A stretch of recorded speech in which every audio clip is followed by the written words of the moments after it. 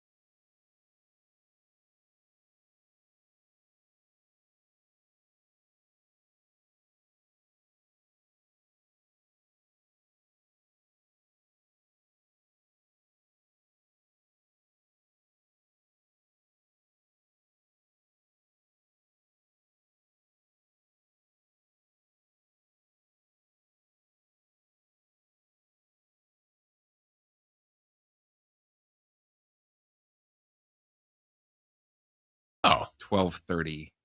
You're adjusted. That was not a fun trip. What do you That's mean? not a fun plane ride back. From North Carolina? Yeah.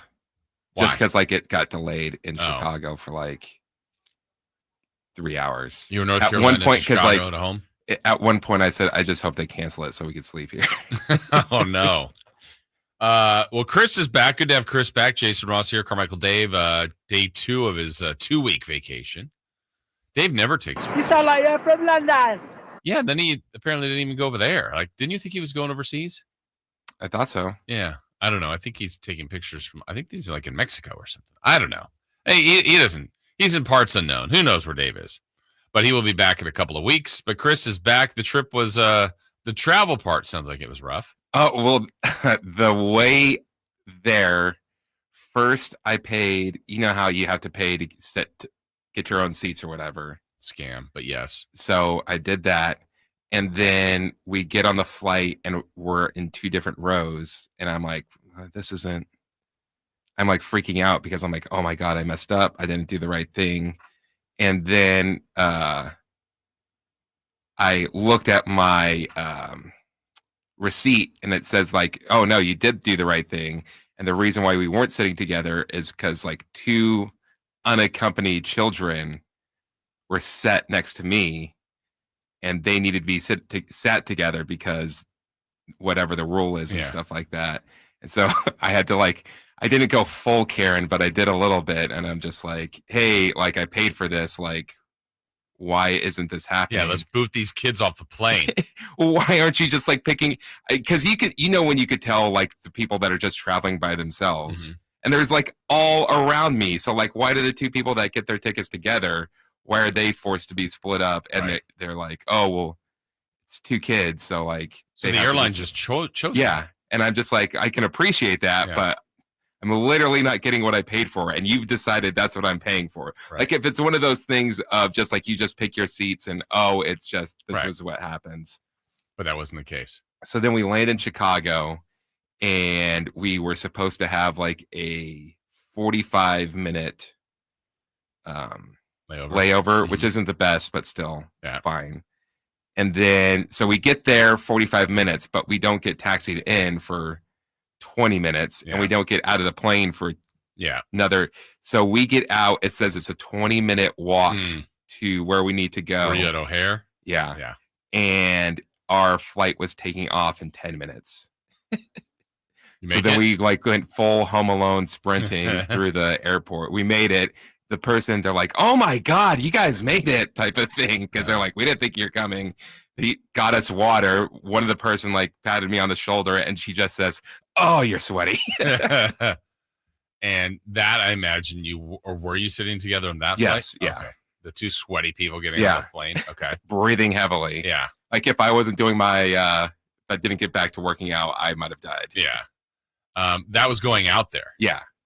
And then you had the delay coming home. Yeah. Oh. So, but the trip overall? Amazing. Okay, good. Great. Yeah. Your thoughts on, what was it, Asheville? We went to Asheville. Asheville's really cool. Okay. I would call it the Portland of the East. Okay. And we went to Gatlinburg for some. So we go to Gatlinburg, and the big selling point there is they have this like. What's Gatlinburg? What state is that in? Tennessee. That's Tennessee. And the big selling point is that they've got this mountain roller coaster, and so you go in it and you kind of control it, like the speed and stuff like that. And there's like a weight limit on it, and I've went on the website before, and I'm like, okay, I'll be able to get on it. Right. And then we get there, and the weight limit is way lower than it said it was, and I'm just like, I'm not going to be able to get on this. I'm like, there's no way they're going to let me in on this. And my friends are saying, no, I didn't see a scale. Like, you'll be good. Like, just don't. And I'm just like, okay. And then as we're in line to get on it, they're telling people to get on the scale, and there's a red light or a green light. Oh, no. Come on. If you're allowed to go on this, if you're allowed to get, it's in front of everybody. So I'm just like, and they're like scouting out people. I'm not a good. How many times did you see a red light? So I'm not a good. I can't recognize like people's ways. If you tell me like what there was, like and they're like, oh, that person's got to be heavier than you, and they're getting on, and I'm just like, I don't know. And then one guy got the red light and was like walking out. I was just like, I'm not going to be able to handle this, like type of. Yeah. So then the idea was I was going to put my one foot on if they asked me. And then I was going to put my one foot on if they asked me and kind of like see if I could get on that way. So I got on real quick before they asked me to, and they looked away, and it was green when I had my one foot on it. And then I kind of lifted it up real quick to see like, okay, are we going to be good? And it was good. And then like I got on fully when they asked me to get on, and it's green light. So I'm like, oh, I made it on. And then going on the ride, it was like, I am way too heavy for this. I shouldn't be on this. You felt that on the ride? Yeah, it's like, I'm going to tip out of this thing. Oh, I think no. this thing's going to fall off. And you could control the speed? Yes.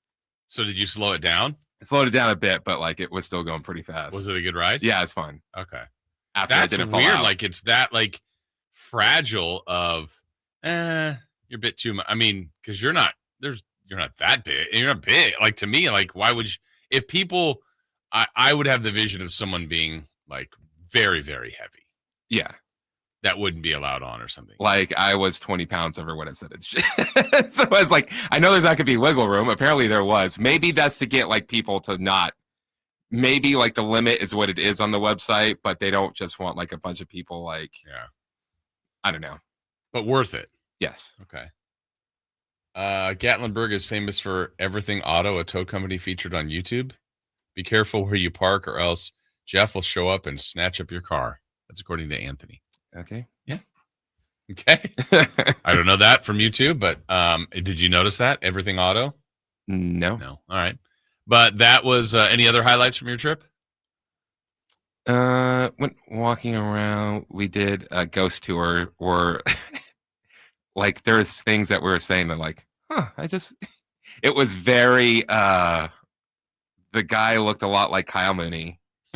And there's moments where we play on the rewind, I guess I never really thought about it that way. So he's telling us the story about this uncle and this niece coming, and they're staying at this hotel.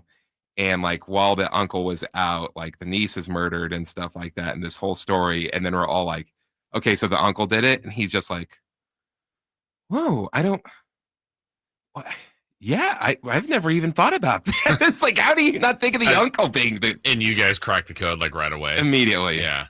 This doesn't have anything to do with our trip there, but it was one of the most craziest things ever. We're playing that game heads up, Oh yeah. with your phone Yeah. and stuff like that. And if you know these, both of the people I went with, but you know that they know nothing about basketball. Okay. And so the clue was LeBron James. Mm-hmm. And so I said, some say, and there's like 4 seconds left. I say, some say he's the greatest basketball player of all time. Answered immediately, Schrempf Detlef. And What? I'm like, what? And then the other person says, no, it's not Schrempf Detlef. It's Detlef Schrempf. And like the time went out, but my mind was completely blown.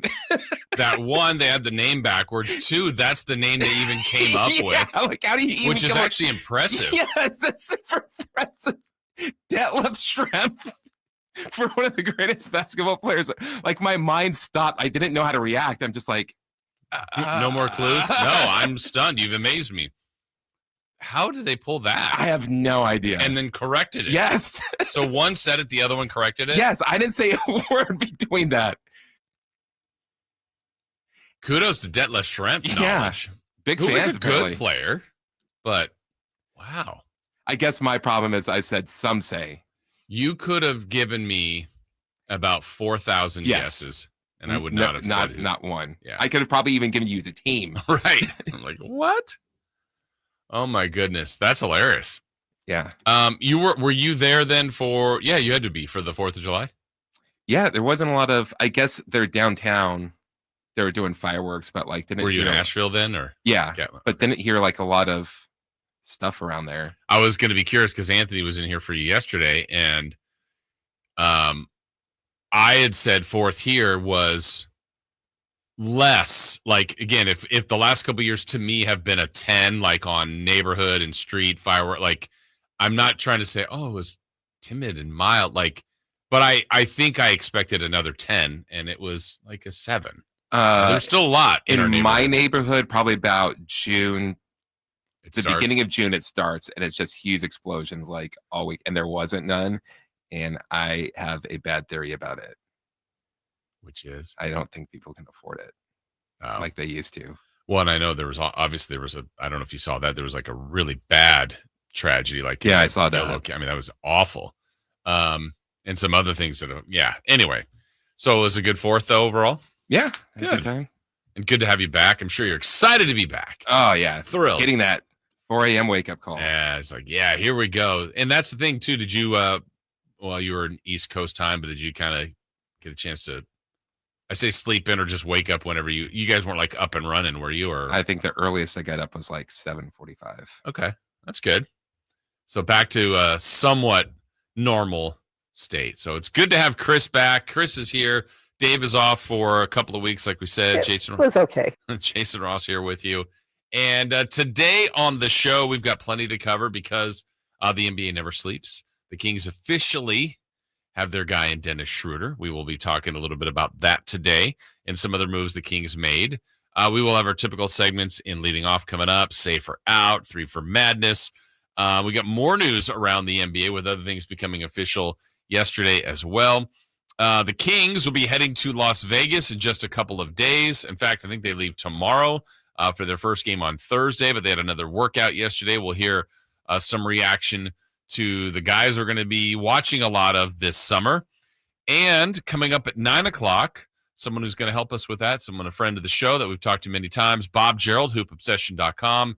He is dialed into all these guys. He's going to be in Vegas observing Summer League, and he's a Summer League junkie. Like, he goes to as many games out there. Like, usually when I go, for example, I'll be there Thursday, obviously, to watch the Kings, but I also think that night is Cooper Flag versus Bronny, and that'll be a fun game to watch, more so for me for Cooper Flag. But I mean, Bronny? Yeah, I mean, he'll be there. He's done some better things too to watch him play, but usually there's, the year one of Victor Wembanyama. That game was the game to watch. And then, if I'm not mistaken, I think they shut him down after that. But like Zion's first game, there's always a game with like the headliner. They try to get number 1 pick versus number 2 pick. I remember seeing Durant versus Oden years ago in Summer League play. So off night versus book night. And book night, never the same. never the same. But Bob Gerald will join us at 9. We'll wrap all things up with Crosstalk, Alan Styles, and celebrity birthdays. All that between now and 10 o'clock, a jam-packed show. But with all that said, let's do it. Let's lead it off. Let's do it. Leading off, the 3 top stories in the morning. Huge news. This is very important. Here's cut number 1. Schroder with 12 to shoot. Drives down the lane, scores, and got fouled. Liang on the shove. And what a finish by Dennis Schroder. And it's 141 to 140 Detroit. Dennis Schroder officially announced. This is always the weird part about free agency because we all hear the info, get the tweets, and talk about it and say, this move is happening. This team acquired this team according to this report or this agent or, blah, blah, blah, blah, blah. But then, you have to wait. Things can't become official until a certain time period, that moratorium. And the Kings and others released that Sacramento has added Dennis Schroder. I know a lot of reports have it as a 3-year deal. According to some of our reports, it looks like it's 2-year. That 3rd year is a very, very minimal guarantee. But look, the Kings have been in need of and very publicly have stated the need of a point guard. I agree that they need one. We can all debate the merits and the signing of Dennis Schroder, whether the Kings could have gone a different route. Of course they could have, but that's something now we will monitor and watch. That is who Scott Perry and the front office pretty much had been zeroed in on for a while. That was one of those rumors that was out there that was more than just a rumor. Like a lot of times you'll hear, hey, the Kings are interested in here or this, and that. They were interested, and they landed Dennis Schroder, who has been a very good NBA player. I shouldn't go very good, but he's been a good NBA player. He's like the Shrimp Detlef of NBA players. Would you say pretty good? Yeah. Not one of the greatest. Okay. Yeah. No, he's been a nice player. And like I said, I think for some of the guys that were available, some of the money that may have been able to nab a point guard, I think I would have been intrigued by a few other guys, but it's not like I don't know that I feel like the Kings completely missed here by any stretch, but it's going to be important for Dennis Schroder to come in and perform. And he's been on a lot of teams. And last year, I think, was a interesting kind of sample size of what Dennis Schroder has done in his career, because he had a great run in Brooklyn. I mean, he was really having a good season. And part of that, you're trying to figure out, all right, why was he excelling so well there? Well, Brooklyn was struggling a bit roster-wise, talent-wise, and he was an opportunity to go there and produce, and he did. Then he goes to a very good organization in the Golden State Warriors, and that didn't work. And sometimes that happens. And then ultimately traded from there to Detroit and finished the season pretty well with the Pistons on a team that was trying to make a playoff run and did get to the playoffs and helped contribute for that team. But his expectations and his needs and things that he has to fulfill here looks to be the starting point guard. And I think for Doug Christie, who we said yesterday is basically a brand new head coach, without a point guard, that's a tough recipe for any coach. So you've got a point guard that has played in this league, that is experienced, that's a veteran, that will be able to help this roster and some of the younger guys that they have currently in the backcourt out, and will be asked to do quite a bit of things. I think some nights be a scorer, other nights be a distributor. I think the way the roster is constructed at this minute, it would be able to get the best out of Levine and DeRozan, two wings that it just hasn't fully materialized with their time in Chicago or here as a tandem that looks like it can flourish. But as of now, they are Kings. So he's got to figure out a way to maximize those guys while still having Sabonis and Murray and others thrive. But that's the roster today. Will this be the roster the Kings start the season with? That remains to be seen. And I'm sure there's still many, many efforts from Scott Perry in that front office to try to retool this roster overall. So Dennis Schroder is the newest King. We will get into that in more detail, certainly throughout the show. But interesting to see that finally come to fruition. All right, let's get to cut number 2. Cut number 2. Stock grounds one to first. Fair ball. Wilmer has it. Steps on the bag for one. Throws to second. Got him. Double play. And the game is over.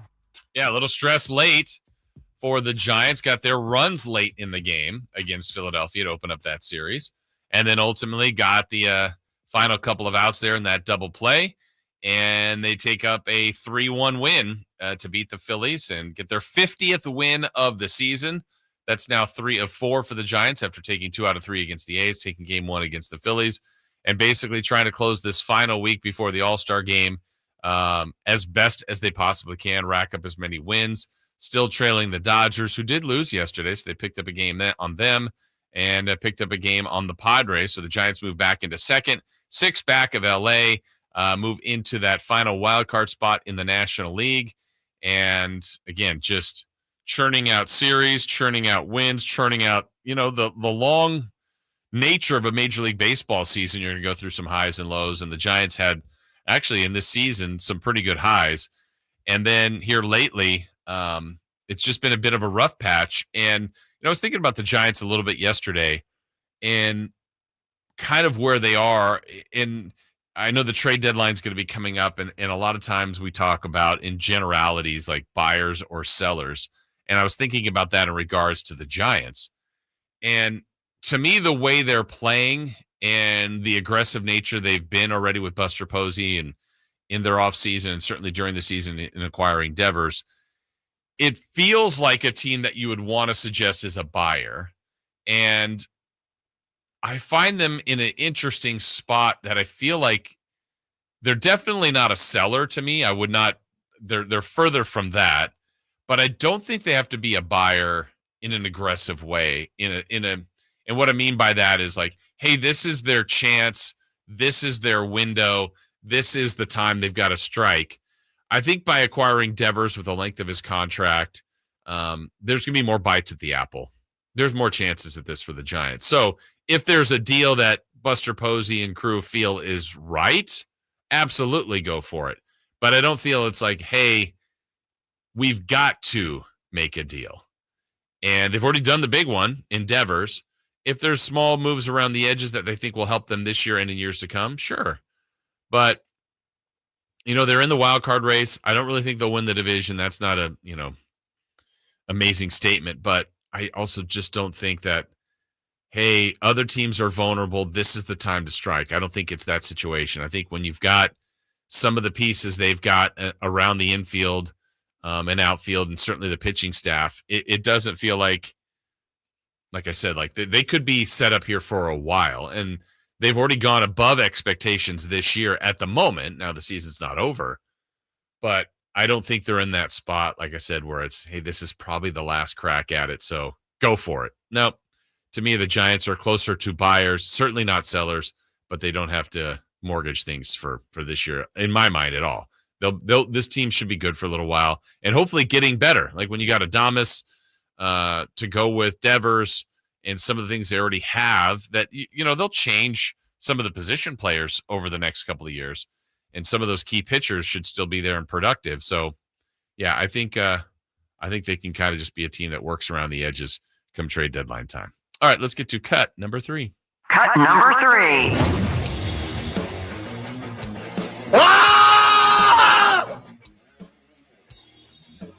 Can you identify what this is, everybody? That sounds like a primal scream. And it sounds like former Sacramento Kings head coach Mike Brown. Who? Former Sacramento Kings head coach Mike Brown. Who? Oh, now current head coach of the New York Knicks, Mike Brown. Wow. That's that scream isolated like that? Yeah. I was there for it. It just sounded different to me on that cut. Anyway, Mike Brown is now officially the head coach of the New York Knicks. I had a longtime friend, reach out to me and says, how does Mike Brown keep getting jobs? And I said, you know what? It's a fair question, because a lot of times NBA guys kind of get a couple of tries at it, and then unless they're wildly successful. Mike Brown's, for the most part, been successful. Certainly there's no championship as a head coach, but I think he's a good coach. And I don't know how Kings fans feel about that. I know Dave and I, when it happened, differed in opinion. Dave thought it was time he had to go. I didn't think so. I know I could admit they were going through a rough patch. Maybe the players were starting to lose some of the their affinity for him, maybe, but from what it sounds like, they lost their affinity the season before. Exactly. And so I think the misstep for the Kings, which is a constant theme we've been talking about, is maybe they've acted too late or chasing mistakes and so on and so forth. So now where they are, the Kings, I'm happy that Doug is there. I'm rooting for Doug to go 82-0. But for Mike Brown, I like Mike Brown. I actually think he's going to be a great coach for the Knicks. I don't know if they're going to win a championship. I thought Tibbs was doing fine. The irony of it is, I think some of the stories and speculation out of New York is not only did Tibbs maybe overplay guys, but also he's pretty well known for tough practices, tough workouts. Well, with Mike Brown. Yeah. Mike Brown is known for that, known for long meetings, known for all that, but he'll probably do a better job of the minutes distribution. But I think Mike Brown could coach, and he's going to a good spot. New York's going to be tough on him, but Mike Brown can handle it. He's a pretty tough guy. He's got a thick skin, and I think it's a good hire. I really do, and it's one of those things that I personally like him. I don't necessarily care about the Knicks per se, but I'll be rooting for him non-Kings games, and I think one of the measurements I've always had about teams when they make a move, like the Kings did, is does the GM you fired or let go of, does the coach you fired or let go of, does the player you traded or dumped or waived, do they get another opportunity? And I think in the large part of the long time when the Kings were going after coach after coach after coach after coach, most of the coaches after they left the Kings didn't get another head coaching job. Most of them in the NBA. Not all of them, most of them. So the Kings are doing better. So now you're going, all right, the people you are picking are coveted by more and more people. I think that's a good thing. Like even when I took this as a good sign, when the Kings were looking to hire a new coach, this is when they hired Mike Brown. Remember the candidates at the time? We heard about Mark Jackson. Now he still hasn't gotten another job, but it was Will Hardy who got a job with the Utah Jazz. I think it was Charles Lee, who's now the coach of the Hornets. Mike Brown. Steve Clifford was one of the finalists. He got a job back with, I think it was Charlotte or Orlando back then. Charlotte. So, I've gotten the feeling that they've been in the right space of looking at potential talent. I still think if things had done differently, maybe Jordy Fernandez would be here as the head coach, but it's not. This is the way it is. Jordy's gone. He's taken another job. I think Mike Brown hired good coaches. Doug Christie was on his staff. Doug is now the coach here. So good things going, and I'm happy for Mike Brown that he's the coach of the New York Knicks. All right, break time for us. When we come back, show rolls on. Safe or out is coming your way, including the home run field. Part of it is set for the All-Star Home Run Derby. We'll discuss that and more and Safer Out next. The Sacktown Sports 1140 newsletter right to your email. Get your latest on the Sacramento Kings, athletics, and Republic FC with the Sacktown Sports 1140 newsletter. Visit sacktownsports.com to join. Carmichael Dave here for my friends at American Energy Heating and Air. Yes, I always tell you they are a family-owned operation, been in business since 81, A-plus Better Business Bureau, but it is hot. We are in those Sacramento hot months. I want to focus on them being your second opinion partner. What does that mean? Maybe you've got somebody you're working with or you've worked with in the past in the HVAC world. Guess what? They want to give you a second opinion. How much does it cost? Nothing. You call them up and say, hey, can I get a second opinion on this deal? They come out and they either say, wow, that's a great deal. You should feel better about that. Or they say, we can beat that price. And usually they're going to beat it by a lot. Guess what? You just saved money and it didn't cost you anything to find out. It's a no-lose situation. Go with a trusted company. American Energy, 916-520-9990. That's 916-520-9990 or AmericanEnergyAir.com. Jingle Singers, take it away. Call 916-520-9990 now. Life doesn't wait, and neither should you. Aleve can help you deal with pain less throughout your day. Whether it's a long day on your feet, a demanding workout, or everyday aches and pains, you need relief that can keep up when pain persists. Aleve is here for you with longer-lasting body pain relief compared to leading OTC branded pain relievers. With just one pill, Aleve lasts up to 12 hours. Don't let those aches hold you back from doing what's important to you. Use as directed. Prime Day is here. With great kitchen deals, greatness is a deal away. So if you love baking, you can get a deal on a new mixer, transforming you into the Lord of the Loaves. Hear ye! Make way for the badding of brioche, the sultan of sourdough, the Lord of the Loaves, Prime Member Dave! Yeah, hi? Shop great Prime Day deals now. Golf to Go is brought to you by the Hagen Oaks Golf Super Shop. Here's Frank LaRosa. How far do you hit your 7-iron? The answers will tell you which tees to play, according to Josh Sens in Golf Magazine. Deep down, you know you shouldn't be playing from the tips, but it's common for golfers to play from too far back. Aside from higher scores, rounds become a grind and golf becomes much less fun. After several years of research, the USGA unveiled a new data-driven offering to find the proper tees called Best Tees. If you know how far you hit your 7-iron, Best Tees will tell you which tee boxes to play. A typical male golfer should be playing from 6,100 yards and a typical female golfer from 4,400 yards.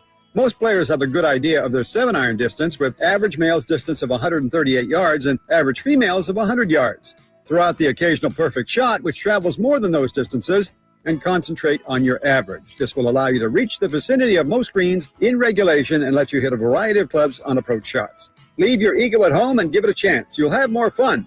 That's your Golf to Go. I'm Frank LaRosa. Hey, it's Carmichael Dave. I got to tell you, I am so excited to get this decking project started with Trex Decking and Railings. From the first time I stepped foot in the showroom last week, I was so impressed. So many color options, heat-resistant composite deck. What does that mean? That means I don't have to do any maintenance on it whatsoever. They even have a deck designer, so you can go online and see what your dream deck will look like on your house. Just visit Trex, that's Trex.com to get it started. Tell them Carmichael Dave sent you. Safe or out? It's time to go around baseball. 3 pitches, 3 swings. It's safe or out on the Carmichael Dave Show with Jason Ross.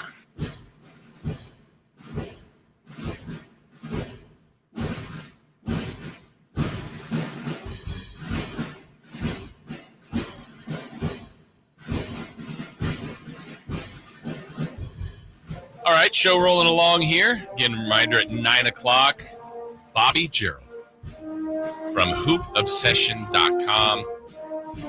Really knows his basketball. He will be joining us at 9. We'll have him on. Does he? He does. Is he obsessed with it?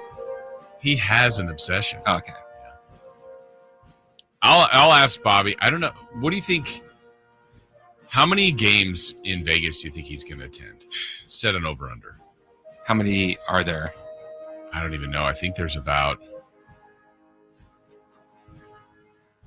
maybe, I don't know if there's 10 a day, 8 a day maybe, but you can't go to both games because, I mean, they might be off by a half hour, so you can see part of both games, but whatever.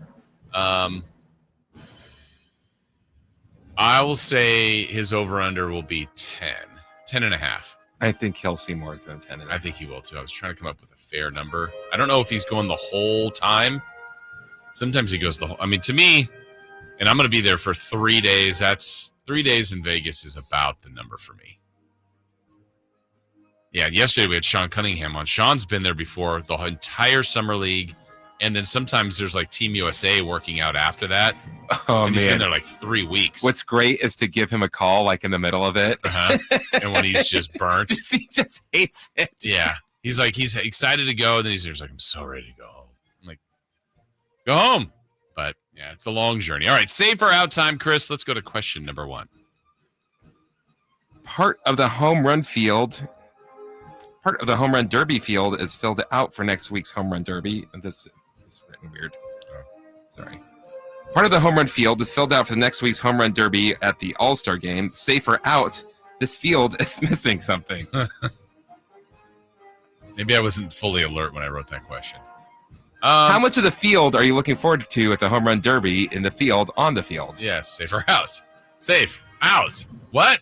Tie, review, challenge.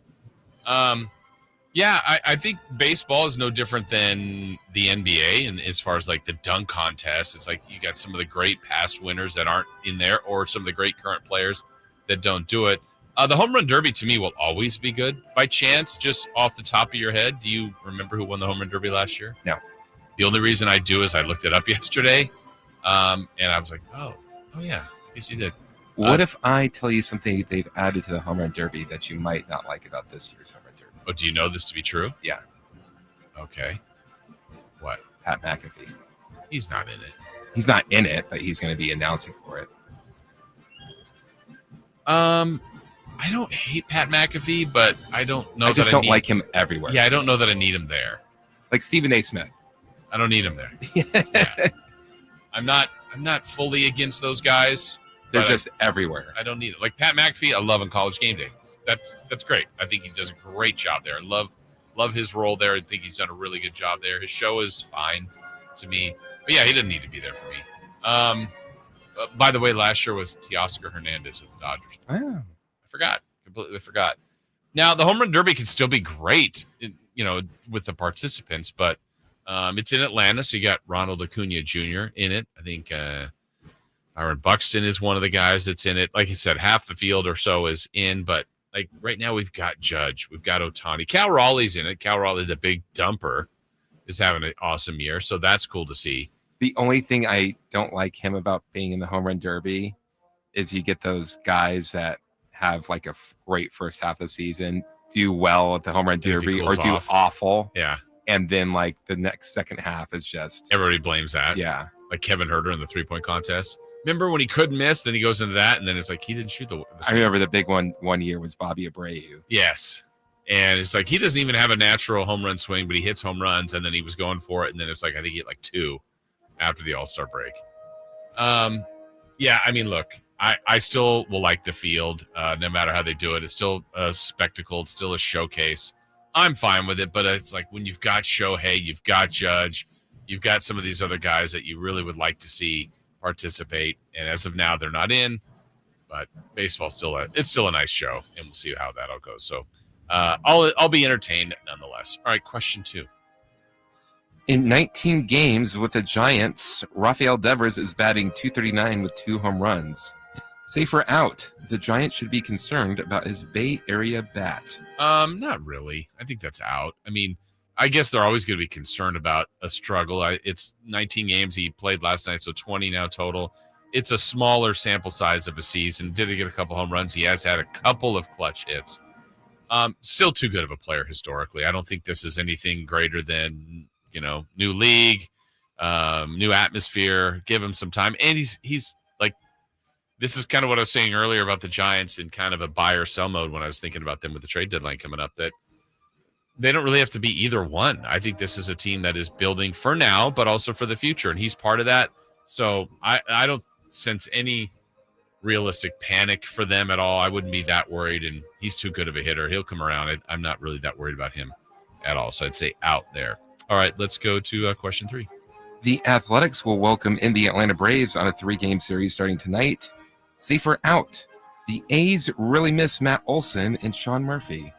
I mean, I guess the answer is safe. They do miss those guys, but I just feel like the way the league goes, the way they have gone traditionally, they've been gone for a couple years now. The bigger issue really is that the trades didn't turn out to be as productive as the A's had hoped. Like if you trade somebody that's young and upcoming, that's been good in your organization, like Olson was, and let's revisit that trade. It was for 4 prospects, Ryan Cusick, Joey Estes, those were pitchers, outfielder Christian Pache, who came in first, and then now current catcher Shea Langoliers. That's a trade that you just feel like didn't net you the same kind of overall return that obviously Matt Olson was, right? So that's more of the bummer. And Sean Murphy, nice player for the A's. Certainly when he was here, and he was doing some nice things as an up-and-coming catcher. When they traded him, the A's got, let's revisit that, Royber Salinas from the Braves, Freddie Tarnock from the Braves, Kyle Muller from the Braves, Manny Pena from the Braves, and Esteury Ruiz from the Brewers. Now, Ruiz came in, that guy could fly. And, it just hasn't quite materialized as the net return, like I said, in either one of those trades. So it'll be nice to see those guys back. But as far as missing him on the everyday, I mean, Olson was a really good A. Murphy was a good A, but those guys, it's the way it works. It's moved on. It's a business. And we're now seeing this young group of athletics here in Sacramento. In fact, I think the other day, the lineup they put out there was all homegrown through the organization, which to me is in one sense exciting. Like now you have Nick Kurtz playing first base instead of Olsen, and watching Langoliers play, and just some of the things, with Geloff there, Wilson, Muncy, Butler, Soderstrom, Rooker. It's just like they've got guys that have Denzel Clark that have come through their organization. That's what you want to do. You want to bloom and grow them, have them develop, and they'll end up moving some of those guys for others in the future. But I still like where the A's are going. I really do, and I think their future, even with all the junk that's going on the periphery, I think their future actually looks pretty bright.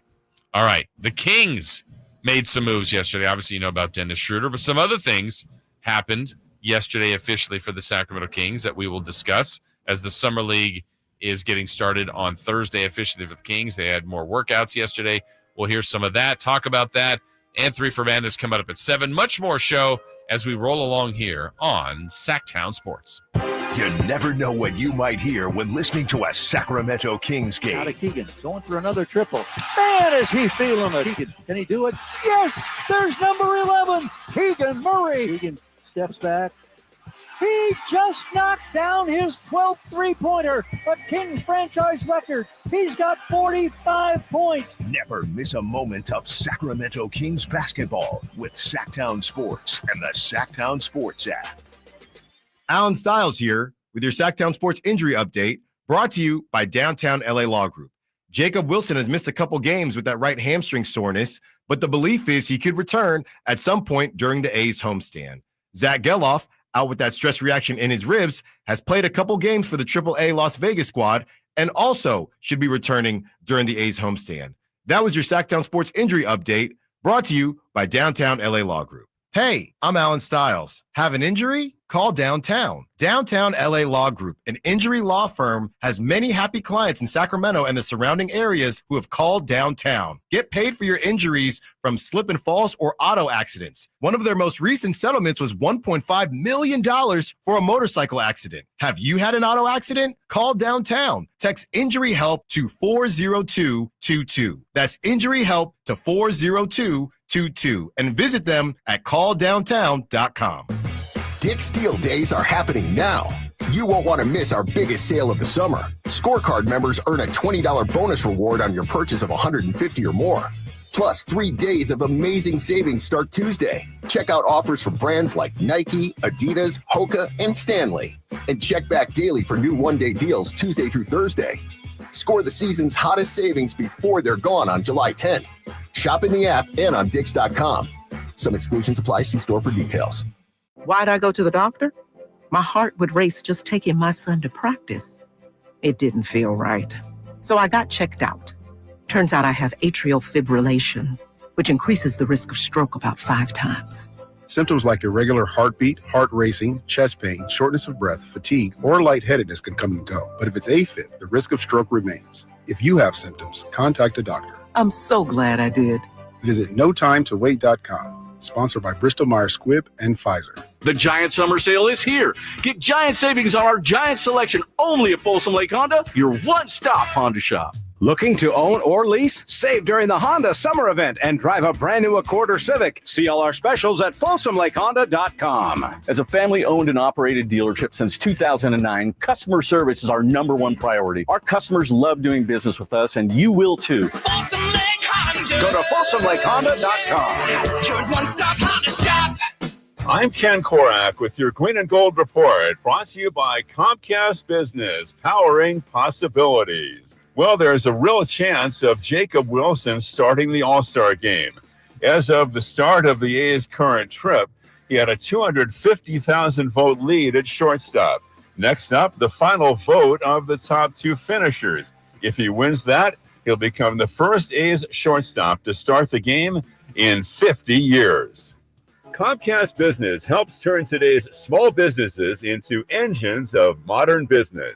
It's how restaurants become reliably up and running neighborhood favorites. It's how retailers become seamlessly restocking, cyber-securing must-visit shops. And it's how healthcare offices become data-managing caregivers that we all depend on. With reliable connectivity, enhanced cybersecurity, advanced fiber solutions, and Wi-Fi backup, Comcast Business is powering the engine of modern business. Attention taxpayers. If you owe $5,000 or more and have missed another tax deadline, you're officially on the IRS's radar. The IRS has resumed aggressive collections. That means wage garnishments, bank levies, even seizures of your home, car, or retirement accounts. If you owe $5,000 or more and missed the deadline, you're stacking new debt on top of what you already owe. Call Priority Tax Relief now. Their experts fight back fast and are saving their clients millions in tax debt every month. I owed over $50,000.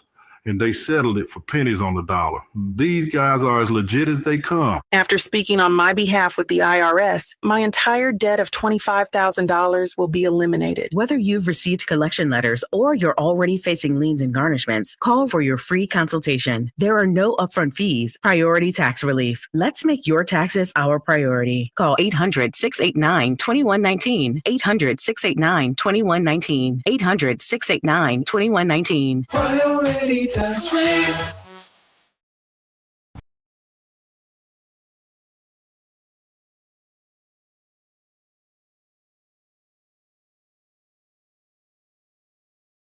Waking you up with the best in local sports. They just make it interesting, you know? It's the Carmichael Dave Show with Jason Ross on Sacktown Sports.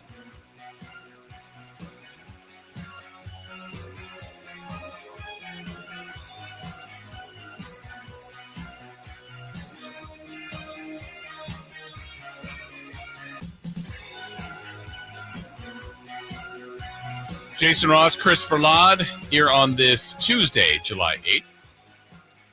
Chris, you were gone yesterday. Anthony was here. I was telling him it had been a first for me in a while. You are our resident movie expert, and it showed yesterday on Celebrity Birthdays when I asked the guys a couple of movies. This will be interesting. Movies will take a very big part of what's hot and what's not. Oh, okay, good. And I don't know, well, this shouldn't ruin it, but I figured there was a movie I asked yesterday in Celebrity Birthdays that came out yesterday that I'm like, Chris would know that I'm going to go with 100% certainty. I know you're going to get the exact year. That's how confident I am. Okay. And they did not. The movie was Rookie of the Year. Came out yesterday in what year? Remember, I'm giving you 100% confidence. I know. It's between two. Go with the one. I'm sending you the signal right now. You're going to get it right.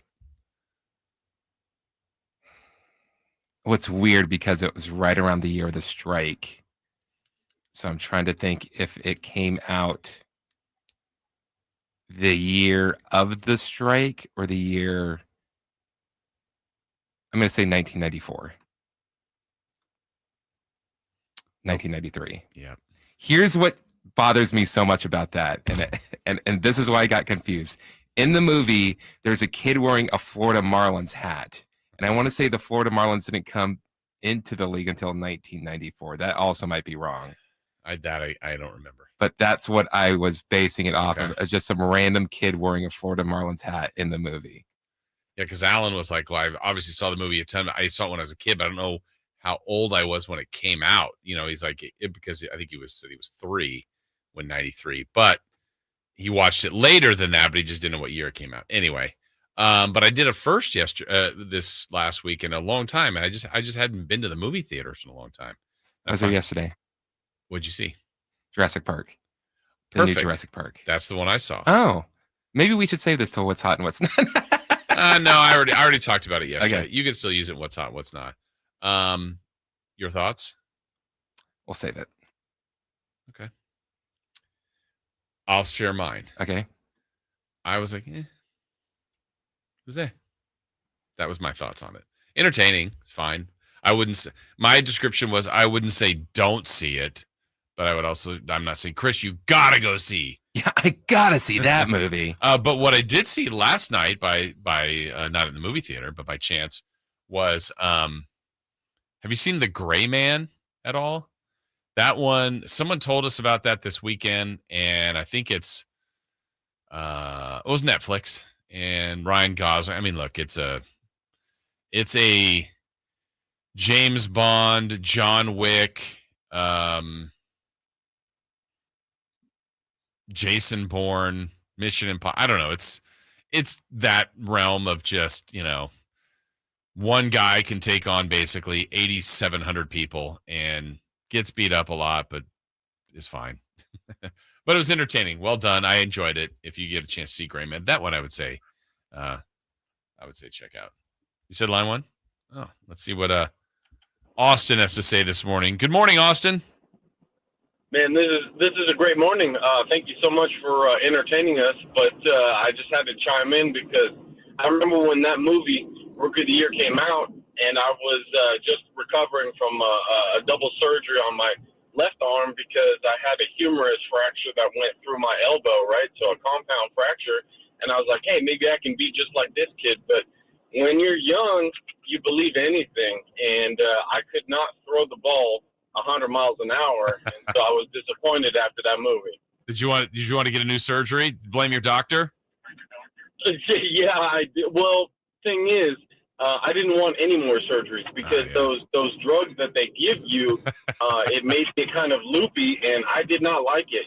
Like I'm an action, kind of kid. Still, I'm about to be 40, so anytime doctors try to give me drugs, I tell them no because it makes me feel weird, and so I didn't want any more surgeries because I thought they were gonna, give me more stuff. So. But anyway, thank you for letting me chime in. You guys have a great day. Is there a chance that the drugs made you think you'd be able to throw 100 miles per hour?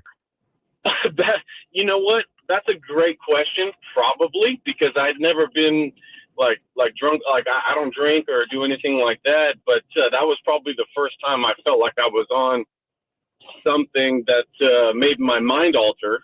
So that's probably what it was. And how's the arm today? Oh, it's fantastic. I play with my dogs, my kids, in fact, I'm in the car right now going to the Folsom Dog Park here, and we're going to have a great time. I can throw it really well, but it's not going to be 100. It'll probably be like 60 miles an hour at best. That's all right. It's an effective changeup. Yeah, there you go. I have a little curve still, but it's not what that movie said I would be getting. There you go. All right. Thank you, Austin. We appreciate it. Enjoy your day out at the dog park. Yeah, I can imagine that. You're like, I'm getting the same kind of surgery. I'm going to have a bionic arm. As a kid, I did think that's a possibility. Why not? Because the doctor in the movie's like, oh, I see how this happened. And like, oh, that makes sense. Yeah, just do it. Let's go. I'll be the talk of the Little League and eventually in the major leagues. Before we get to the 7 o'clock hour and 3 for Madness, a couple of things that happened with the Kings yesterday. The Kings had their first summer league practice. We'll have some audio from that a little bit later in the show as they prep for Las Vegas. Also, there's been more of the news about Dennis Schroder that we got coming up. But Devin Carter at his workout yesterday, a lot of the talk about how he's working at the point guard position pretty heavily, and he's been one of the guys that's been the talk of the workout so far, and that's encouraging to me. And the Kings also added Isaiah Stewart on a two-way deal. He'll go with Dylan Cardwell, who they already have on that, as both guys will be worth watching this week in Las Vegas. And a reminder, we will have Bob Gerald joining us at 9 o'clock. All right, as we go to break, I'm going to spend this segment looking up who did Zebra say. I saw Jason Ross's evil twin on TV last night. Look up Timothy Stemple. All right, I'm going to be spending the break looking up Timothy Stemple to see if Zebra is right on that. And when we come back, we have the 7 o'clock hour. We've got 3 for Madness, 3 questions, 3 answers, including the over-unders are out for the NBA this next year. Where are the Kings on the over-under list? Do we think they'll go over or under? We'll discuss next. Domantas Sabonis plays here. He finds Sabonis, put the frosting on the cake, put the cherry on the sundae. Sabonis with a two-hand flush makes it 114-106. Sacktown Sports is your proud home of the Sacramento Kings. This is the story of the one. As a safety manager at a manufacturing plant, he does everything he can to keep his coworkers safe.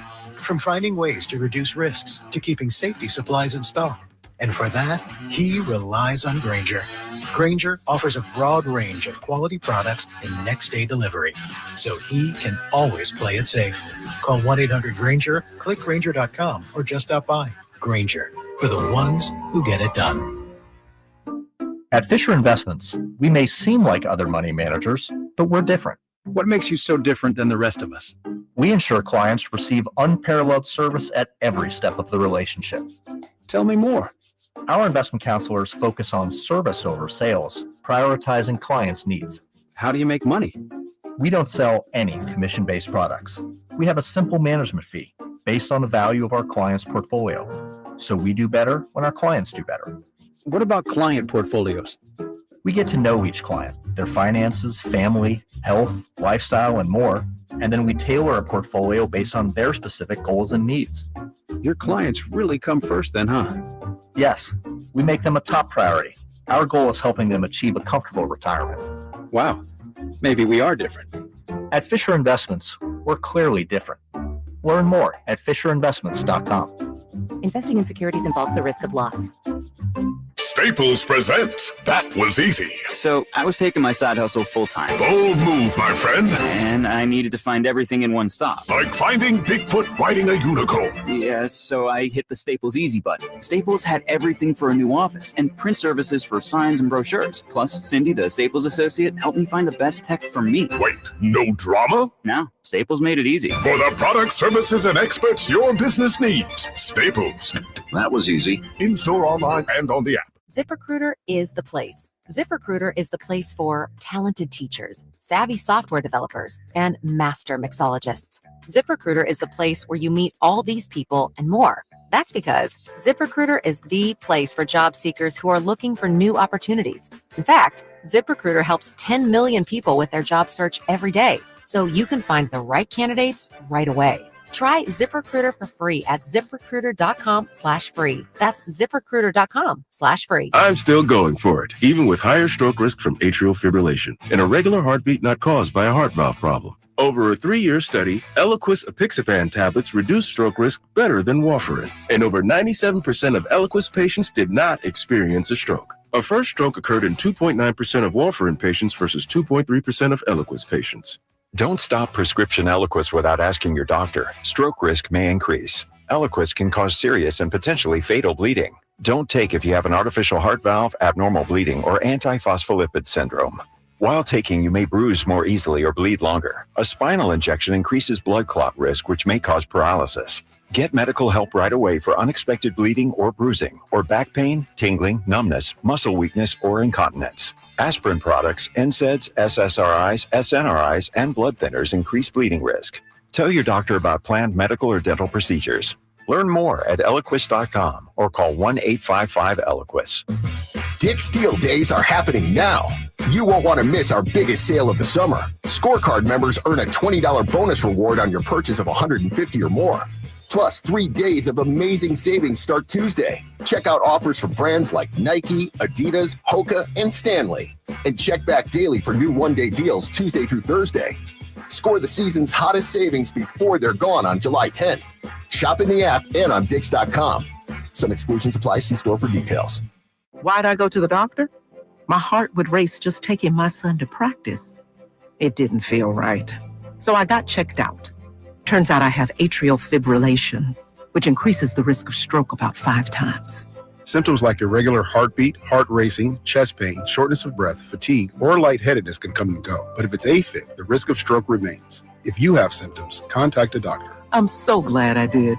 Visit NoTimeToWait.com. Sponsored by Bristol Myers Squibb and Pfizer. Get ready for a night out with Jordan Davis. It's Country in the Park 2, Saturday, September 13th at Cal Expo. Along with the special guests Mitchell Tenpenny, Low Cash, Vincent Mason, and Averyana. Make it a family day out with food trucks, games, dancing, and more. Saturday, September 13th at Cal Expo. Sponsored by Trex Racing Cage, Chicken Fingers, and Naturewood Home Furnishings. Tickets at catpfest.com. Get ready to leap tall buildings in a single bound as DC Comics' Superman, the IMAX experience, flies onto the Esquire IMAX Theater 6-story screen in downtown Sacramento. No matter what you do to me, Luther, your plans won't work. The Man of Steel is back. It's the beginning of a whole new adventure for Clark Kent. Grab the family and experience Superman's new epic adventure filled with hope. Get your reserved seats today at IMAX.com/Sacramento. Hey, buddy, eyes up here. Superman, the IMAX experience, playing this week on the largest screen in Sacramento, the Esquire IMAX Theater. KHTK HD1 Sacramento, KYMX HD3 Sacramento. From the Power Business Technology Toshiba Studios. Sacktown Sports, 1140. 3 questions, 3 answers. It's 3 for Madness on the Carmichael Dave Show with Jason Ross. Here's question 1. All right, we're going to get to our 3 for Madness here in just a moment. As I said, I went to the Google and to learn more and find out about my apparent lookalike. Zebra might have to be put on timeout. Really? Well, I did not know the name Timothy Stemple, so I'm like, oh, who's this actor? This is an actor I don't know. And then I looked him up. I'm like, that's not an actor. Oh my, that's a murderer. Timothy Stemple was executed in 2012 because in 1996 murdered his wife for insurance money. Like, wow, okay. And then I look at him. I mean, I could get lumped into a bunch of people that have no hair. Sure. I Look at Don Orsillo. That's who I said your lookalike is. Don Orsillo is the voice of the San Diego Padres. Look at Don again. So who's closer? Oh, Don. Yeah. Have you? I don't have a lookalike for you, really. Have you ever had someone that says, "Hey, you kind of look like"? When I was bigger and I had a goatee, I was told several times I can't remember his name, but the lead singer of Smash Mouth. Oh, yeah. So that's when I decided. R.I.P. Didn't he just die? Recently. So that's when I decided to grow my hair out, get rid of the goatee, lose some weight. Yeah, I don't even think Don Orsillo is closer than Stemple, I think.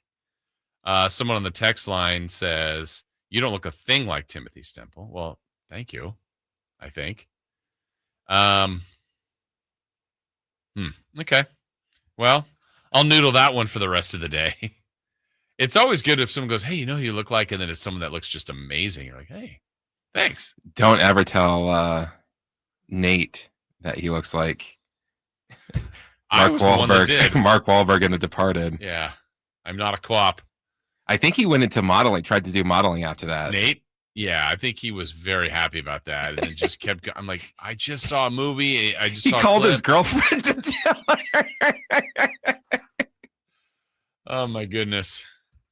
All right, let's do it. Let's start this hour out with 3 for Madness. Chris, question 1. Which player on the Sacramento Kings Summer League roster are you most excited to watch in Las Vegas? Well, for me, it's always about the new guys, like the new draft picks, right, that they had. I mean, there's always kind of the anticipation of what will they look like. It's our first time seeing them as Kings, and that obviously is Nick Clifford and Maxime Reynaud.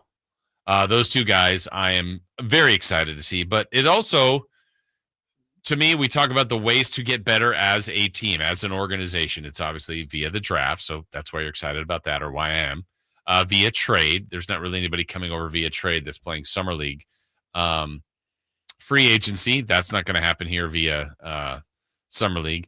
And then player development. So that's that last element, player development, is Devin Carter. And so I say the 2 rookies in Reynaud and Clifford, and then Devin Carter. I mean, Carter was injured last year at this time. This should have been his time to show us what he was going to look like in Summer League. We had to wait till, about January when Carter made his NBA debut. And we saw some good things from Devin Carter. I still feel like his season was incomplete. A lot of injuries kind of put him a little bit behind in the rotation and just the glut of guards that they had. So now when I see a guy that's got a taste of the NBA, is coming back to play in the Summer League, I would like to see a more refined, polished, at times dominant version of Devin Carter amongst other NBA rookies. I mean, he's not that much further advanced, but being that he's going into year 2, being that he was a lottery pick the year ago, he has some NBA reps.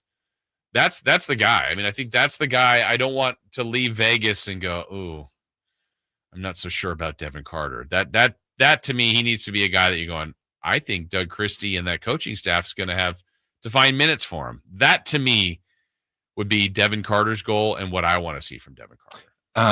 Interesting. I ran into a friend on Sunday from the Bay Area. I hadn't seen in a couple of years. And he's just like, oh, Maxime Reynaud. And I was like, oh, yeah? And he's just like, I saw him a couple of times in Stanford, and he's like a dude. He's like, I'm kind of upset that the Warriors didn't get him. Yeah, there are multiple people that have told me that, which is exciting. Now, again, still in the end, he has to prove it. But that saw him play at Stanford, saw him play against maybe the team they broadcast for that played against Stanford. So I've talked to multiple people about that. And they've all felt that way. And I think there was even some thought that when the Kings traded into the first round of 24, that they're even looking at him there. And so the fact that they got Clifford at 24 and then later got Reynaud was, and I know when we talked to Bob Gerald, because we talked to him right before the draft, he talked to us about Maxime. And that was a guy he was, if the Kings can get into the first round, that would be a guy I would target. And I remember communicating to him on day 2 of the draft going, any chance that Reynaud can be there at 42? And his thought, which was a logical one, was I doubt it. And if I'm not mistaken, I remember when the day 2 draft started, like they had Jay Billis's best remaining players. He was either number 1 or number 2. And after, I think, the 31st pick, it was pretty early, 31st, 32nd, that he was then number 1. I'm like, well, he's going. I mean, he's going to go here. Oh, he's going to go here. And then I remember like, oh, this team's going to take him. And the Warriors were right before the Kings. And I'm like, the Warriors are going to take him. But when they traded out of that pick, I went, oh, there's a chance. Maybe the Kings can get him. And we played some of his sound yesterday. And it looks like a guy that's excited to be here, close to his college home, and anxious to play with Sabonis too. So yeah, to me, that's kind of a three-part answer would be Reynaud, Clifford, and Carter. I'll be intrigued by Isaac Jones, who's, that's also kind of under that player development role. Crawford, who's coming back as well after playing with the Kings a little bit last year. And then the other two-way guys, Dylan Cardwell and Isaiah Stewart. We'll see what they ultimately can do. But it's really to me, it's Carter, it's Clifford, and Reynaud. All right, let's get to question 2. Question 2. 8 days until NFL training camp, 23 days until the NFL preseason begins, and 58 days until the start of the regular season. Are you ready for some football? Yeah, I am. But I think I'm going to do my best to not fall for the trap. It's a trap. I love football. I'm always excited for the start of football. And I think traditionally, us here as a radio station, I think people as fans of the sport are so excited when we check off those days, as you said, 8 days till training camp. All right, training camp starts. Great. That's fun. 23 days until the NFL's preseason. That's the trap. Because like the Hall of Fame game will be here. I'm like, oh, football is here. It's not. That part's not. That's the trap I fall for every year. It's like, oh, preseason. All right, Niners are playing. Raiders are playing. Cool. Oh, Brock Purdy played 3 plays. Like, I was waiting for this game, and then it's like, yeah, and then I just slowly lose interest. I'm like, the game doesn't matter if they win. Then you look at, players, and you're like, oh, the guys I kind of want to see are out. They got 1 series, maybe a quarter, maybe 2 series. Oh, they went 3 plays and a punt. All right, well. So that part I don't want to fall for. But like I saw on social media today, Chris, like some of the colleges, I think it's the Big 12 has their media days. So like the point is we're getting closer. That part I get excited for. And I know like for Sac State, their camp's going to be open up at the end of the month or maybe the first part of August. I'll be looking forward to their season. So I love everything about football, but preseason NFL, I got to stop falling for that trap. It's dumb because that's the only preseason football that players play. It's in the NFL. Yeah. Like college, high school, there's no preseason. It just starts. Yeah. And I don't know. I know they're working on getting more and more games, which I think we all would sign up for. I don't know that the players will. These are the guys that are beating each other up. But we're like, hey, more football, more fantasy, more betting, more games, more My Sundays. Great. We're not the ones getting hurt. But I really think they can do away with the preseason. And I know that's more ticket sales, but like, I think if they added another game to get it to 18 and scrap that and just do and I know players being around the Raiders before and the Niners have said this, they get more value out of those, combo practices. Like if, hey, the Broncos are in town and they're practicing with the 49ers. And I remember being at Raiders camp a couple times. The Rams ran them when it was actually the year they had Hard Knocks and they got in a fight with them. But like they would really do goal line scenarios, the Rams ones against the Raiders ones, and some other scenarios that each team kind of orchestrated. And you're like, this is really what these teams need to work on against another team besides their own. And I think there's way more value in those joint practices than the preseason. So that's what I would suggest if I was ever commissioner. You can add more NFL games if you want to get the greedy owners their money. But they don't have enough. I know, Chris. Are they struggling? Are they okay? The economy's been tough. Yeah. When people say don't look at your 401k, do those guys not look at their 401k? But I think that would be, if there's a negotiation, maybe one more NFL game for 18. So 9 home games, 9 road games. That's even. Scrap the preseason. Scrap it at all. But overall, yeah, I'll be looking forward to football. That's for sure. All right, let's get to question 3. Question 3. The Oklahoma City Thunder have opened with the highest over-under win total to begin a season since the Golden State Warriors. Does Las Vegas have the right number with the Thunder's over-under at 62.5? Yeah, probably. I mean, last year they were able to get to that. Let me see. Their official win total last year was 64, wasn't it? 68. So why wouldn't it be over that? I mean, sure.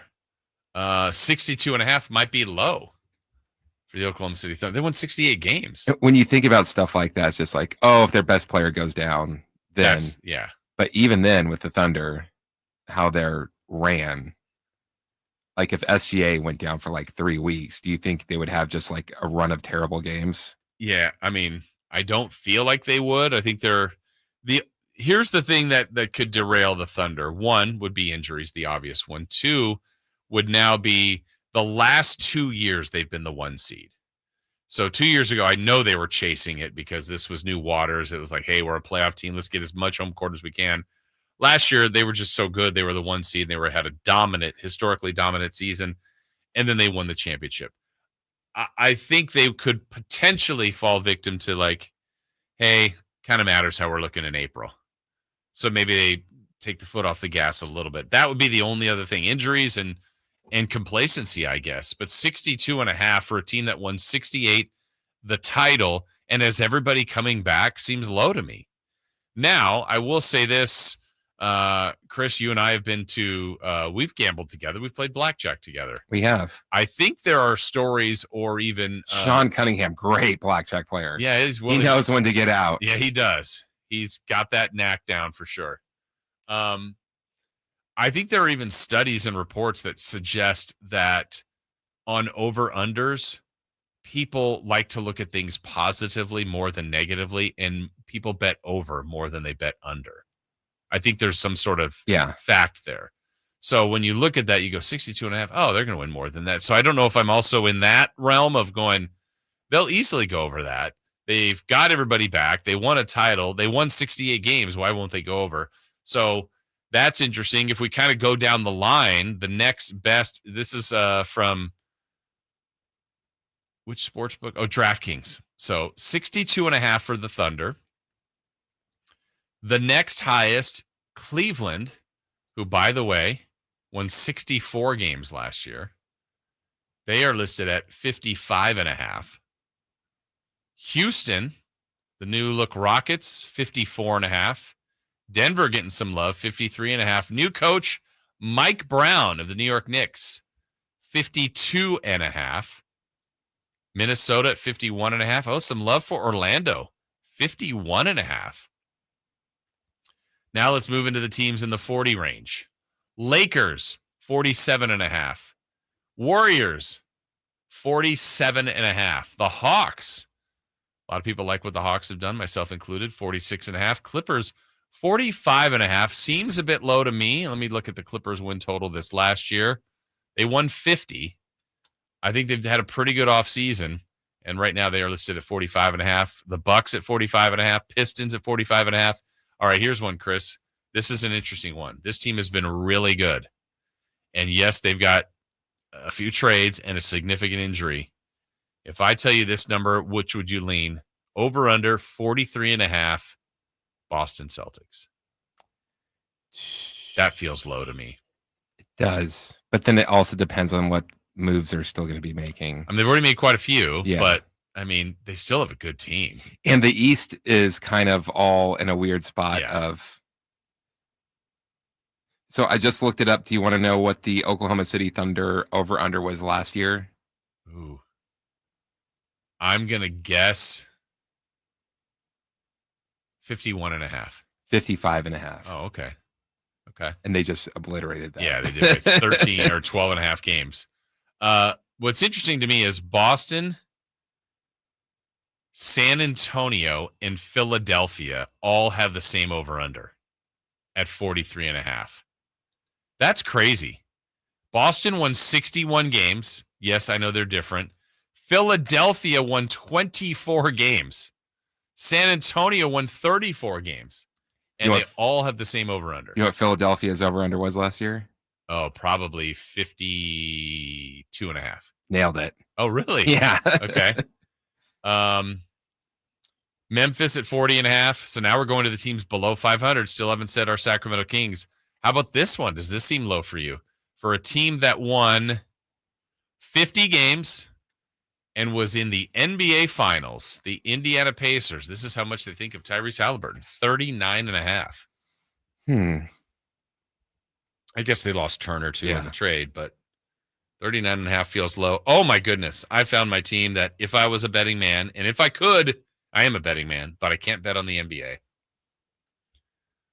I feel really strongly about this one. 38.5 over under for the Dallas Mavericks. That's way too low. That's insane. Way that's too low. Crazy. Way too low to me. They won 39 last year with the mess that they had to go through. They have, I don't know exactly when Kyrie's coming back. But I can't imagine him missing too much time. Anthony Davis, Cooper Flagg, Klay Thompson, Najee Marshall. They don't have Luka, which is good. Yeah, Gafford, Lively, Max Christie. Oh, this is a good team. I think it's a good team. 38.5. Why? D'Angelo Russell. Forgot they added him. Dante Exum, they kept him. Yeah. Even with Kyrie out for a while. I guess I'm looking up now. They said that they're targeting January 2026 for Kyrie. Okay. So January, February, March, and part of April for Kyrie. Bulk of the season. Yeah. You're looking to try and get 40 games out of him. They'll go 40-0 and you cover. All right. So they are at 38.5, the exact same number as your Sacramento Kings. 38.5 wins. So Kings fans, how do you feel about that number on the over-under? We'll get you a couple others and we'll revisit the Kings here in a moment. Heat at 36.5. Toronto, New Orleans, Chicago, Portland, 32.5. Ooh, Phoenix, 31.5. Charlotte, 25.5. Man, we're getting some low numbers here. Brooklyn at 21.5. Washington at 19.5. And the last one, the lowest number, the Utah Jazz, who, based on moves yesterday, and they would not have covered this last year. They won 17 games. They're listed at 18.5. Wow. So there you go. Those are your over-unders for this year. And as far as the Kings go, that number at 38.5, I mean, that's a really good number, honestly, for the Kings. Last year, I think the Kings were a bit higher than that. I think the Kings were around 40. Do you have last year's over-under still, Chris? I can't remember exactly what the Kings were. Let me. I think it was around 44. Sacramento Kings were 46.5. 46.5, and they ended with 40. So if we take the 38.5 over the last couple of years, the Kings have won 40, 46, 48, but then then it'll be a while. 30, 31, 31, 39. 37, 32. Yeah, this team, I think, has had, in the 40 years they've been here, has had more winning seasons or more seasons in the 30s and 20s, I think, than anything else. But All right. We always ask this question, so I'll ask it to you. Dave's not here. He would be the one that would probably ask it this way. Chris, I forget what our bag of money is always. Isn't it about $250,000? I think that Dave gives Something us? like that. So either the $250,000 bag of cash, and you have to bet the over or the under on the Sacramento Kings 25-26 season, which is listed at 38.5.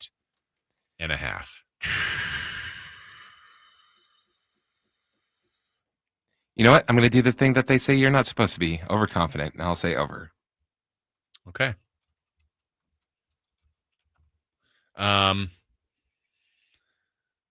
Oh, man. Well, just to be different, I'll say under. Wow. Negative Nancy. Yeah, that's Jason what I've always Ross. been known as. Yeah, I don't know. The Vegas is good at this. That's probably the neighborhood they're going to live in as they're constructed today, right around there. What's so tough about the NBA, like baseball, there's just so many games. Football, there's like so little games that there's not really that big of a thing. It seems like basketball has just enough games where it's like, oh man, we didn't see that 5-game winning streak happening, or oh man, they lost this person at the wrong time and they lost 7 out of 10, and that's literally what it cost them, the over or the under. It could be, right. And that's the way it goes. It's just that that fragile. But I also, you know what? I'm going to change mine to over because I'm not going to bet against our guy DC. Yeah. See, I was getting ready to let him know too. Yeah, good. Don't let him know. I'm on your side, Doug. I said I'm rooting for 82-0. But there's your over-unders for the upcoming year. See, but you got to think like Dave. You got to say like, I want them to go 82-0, so that's why I'm saying the under, and I'm saying way under, and they're only winning 25. Pour the salt over the shoulder, and can't be Jinxerton. Every single thing that every fan does at home or at the stadium makes a direct impact in the game.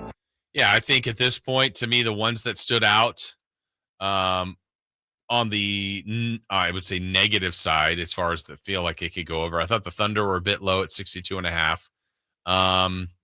I would say, where was the next one? Definitely Dallas stuck out to me. I think Boston's too low at 43.5. Indiana might be a tad low at 39.5. I mean, I think once you've, especially Boston more so than even Indiana, but once you've established kind of that winning culture, winning organization, yes, they're going to miss their players, but I just think that's a bit too much of an overcorrection. Toronto at 32.5 seems a bit high. New Orleans, I think, might be able to go over 32.5, assuming there's health. That's the thing. It's all of this is health, right? And that's the way it goes. That's what they're betting on or betting against, and why these numbers are established. But I'd be curious from you guys at 916-339-1140 or on the chat on the YouTube while you're there. You think that number is good or bad on the Kings? 38.5. You had to bet on it. Would you bet the over or under? And I'm guessing Kings fans, more so that chime in on a pretty regular basis, probably would take the under, because I just feel like we're currently in a negative space regarding the Kings, and I fully understand that. But yeah, certainly let us know at 916-339-1140 or on our text line, or if you'd like to call in, 1-800-920-1140 or 916-339-1140. Over under 38.5 wins for the Sacramento Kings. Your thoughts on that? All right, still to come too. Want to remind you that we've got Bob Gerald joining us. He's going to join us at 9 o'clock, and we'll ask Bob that number. I mean, going into the season, we also will see what his expectations are for the Kings the rest of this summer on some of the other potential moves they can make, the moves they've already made. But Bob, we have him on a lot around the draft time and March Madness time, because he watches so much college basketball. And so I'm really intrigued to see, now that they have officially landed Nick Clifford and Maxime Reynaud, what he has as expectations for those guys. I know he's a fan of the picks because he had them rated higher on his board on hoopobsession.com. So he's got all that stuff detailed out. But also the Kings did make other moves. What are his thoughts on the additions of Saric, of Eubanks, of Schroder? To me, those have all been kind of at this point. Schroder was a necessity move. Like, they needed a point guard, but could the Kings have gone another route there? Could they have looked at, some of the other guys that signed, Tyus Jones, Ty Jerome, some of the other point guards that landed. Westbrook, some have asked for a Westbrook update. He's still out there. Still a guy the Kings can be looking at. And so those are the kind of things that you have to evaluate when you're looking at all the possibilities of trying to make your team better. So we've got him coming up at 9. Also want to get into a little bit later this hour. Yesterday, some more of the NBA news that happened. Paolo Banchero got a new contract extension. So now we've seen him get an extension. We've seen Jabari Smith get an extension. That's part of Keegan Murray's draft class. So we'll try to crack the code there on what kind of numbers we might be looking at for Keegan Murray that would kind of fit and represent him, represent what he's done so far, and kind of fall in line around those two guys. Banchero's had a great start to his career, but Keegan's had a really nice start to his career too. Some want more. I bet he wants more. Kings should expect more, and they're going to need more out of him this upcoming year. So we've got that coming up. Also, though, Kings fans, we'll get into your feelings a little bit too when we come back. Mike Brown officially named the new coach of the New York Knicks. Some other things became official yesterday. We'll go over that and more fallout from yesterday's 3-team trade involving the Jazz, the Heat, and the Clippers. We got that and more straight ahead here on Sacktown Sports. The Sacktown Sports 1140 newsletter, right to your email. Get your latest on the Sacramento Kings, UC Davis, and Sac State with the Sacktown Sports 1140 newsletter. Visit sacktownsports.com to join. If you're 55 or older and into that whole saving money thing, T-Mobile has an exclusive phone and internet bundle just for you. Right now, get 2 unlimited phone lines plus 5G home internet for just $30 each per month with autopay, plus taxes and fees. And with 5G home internet, setup is easy with just one cord and no technician needed, which is great if you're also into that whole keeping it simple thing. Switch now and experience the best mobile network in the U.S. Visit your local store to start saving. T-Mobile, it's better over here.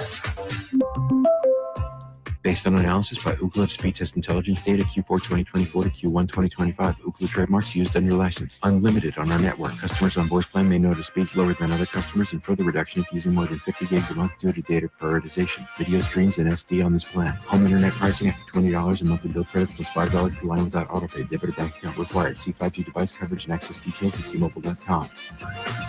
People are coming from all over to Sacramento Chrysler Dodge Jeep Ram, from Folsom, Elk Grove, Woodland, Roseville, because they've seen for themselves the huge selection and the best prices at SacSuperstore.com. Good luck finding a lower price anywhere else. And if you do, they'll match it. It's as simple as that. Sacramento Chrysler Dodge Jeep Ram, where a handshake still means something. Open until 10 o'clock and essentially located right across from Hagen Oaks Golf Course. And online at SacSuperstore.com. The guaranteed lowest price and the best selection of Dodge, Chrysler, Jeeps, and Rams. SacSuperstore.com.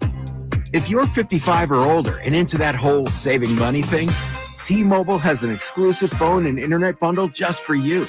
Right now, get 2 unlimited phone lines plus 5G home internet for just $30 each per month with autopay, plus taxes and fees. And with 5G home internet, setup is easy with just one cord and no technician needed, which is great if you're also into that whole keeping it simple thing.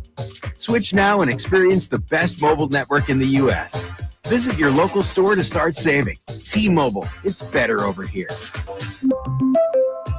Based on analysis by Ookla Speed Test Intelligence data Q4 2024 to Q1 2025, Ookla trademarks used under license. Unlimited on our network. Customers on voice plan may notice speeds lower than other customers and further reduction if using more than 50 gigs a month due to data prioritization. Video streams and SD on this plan. Home internet pricing after $20 a monthly bill credit plus $5 per line without autopay. Debit or bank account required. See 5G device coverage and access details at tmobile.com. Only one radio program captures the excitement of hunting and fishing as it happens. The award-winning California Sportsman with Sep Hendrickson. Only California Sportsman takes you where the action is. Live on the water, live in the blind, and live with the top pros and experts in outdoor sports. California Sportsman with Fishing Hall of Famer Sep Hendrickson is your premier destination for all things outdoors. Sep's Saturday Morning Outdoors. Ultimate Bass and California Sportsman, 5 a.m. to 8 a.m. Saturdays on Sacktown Sports 1140.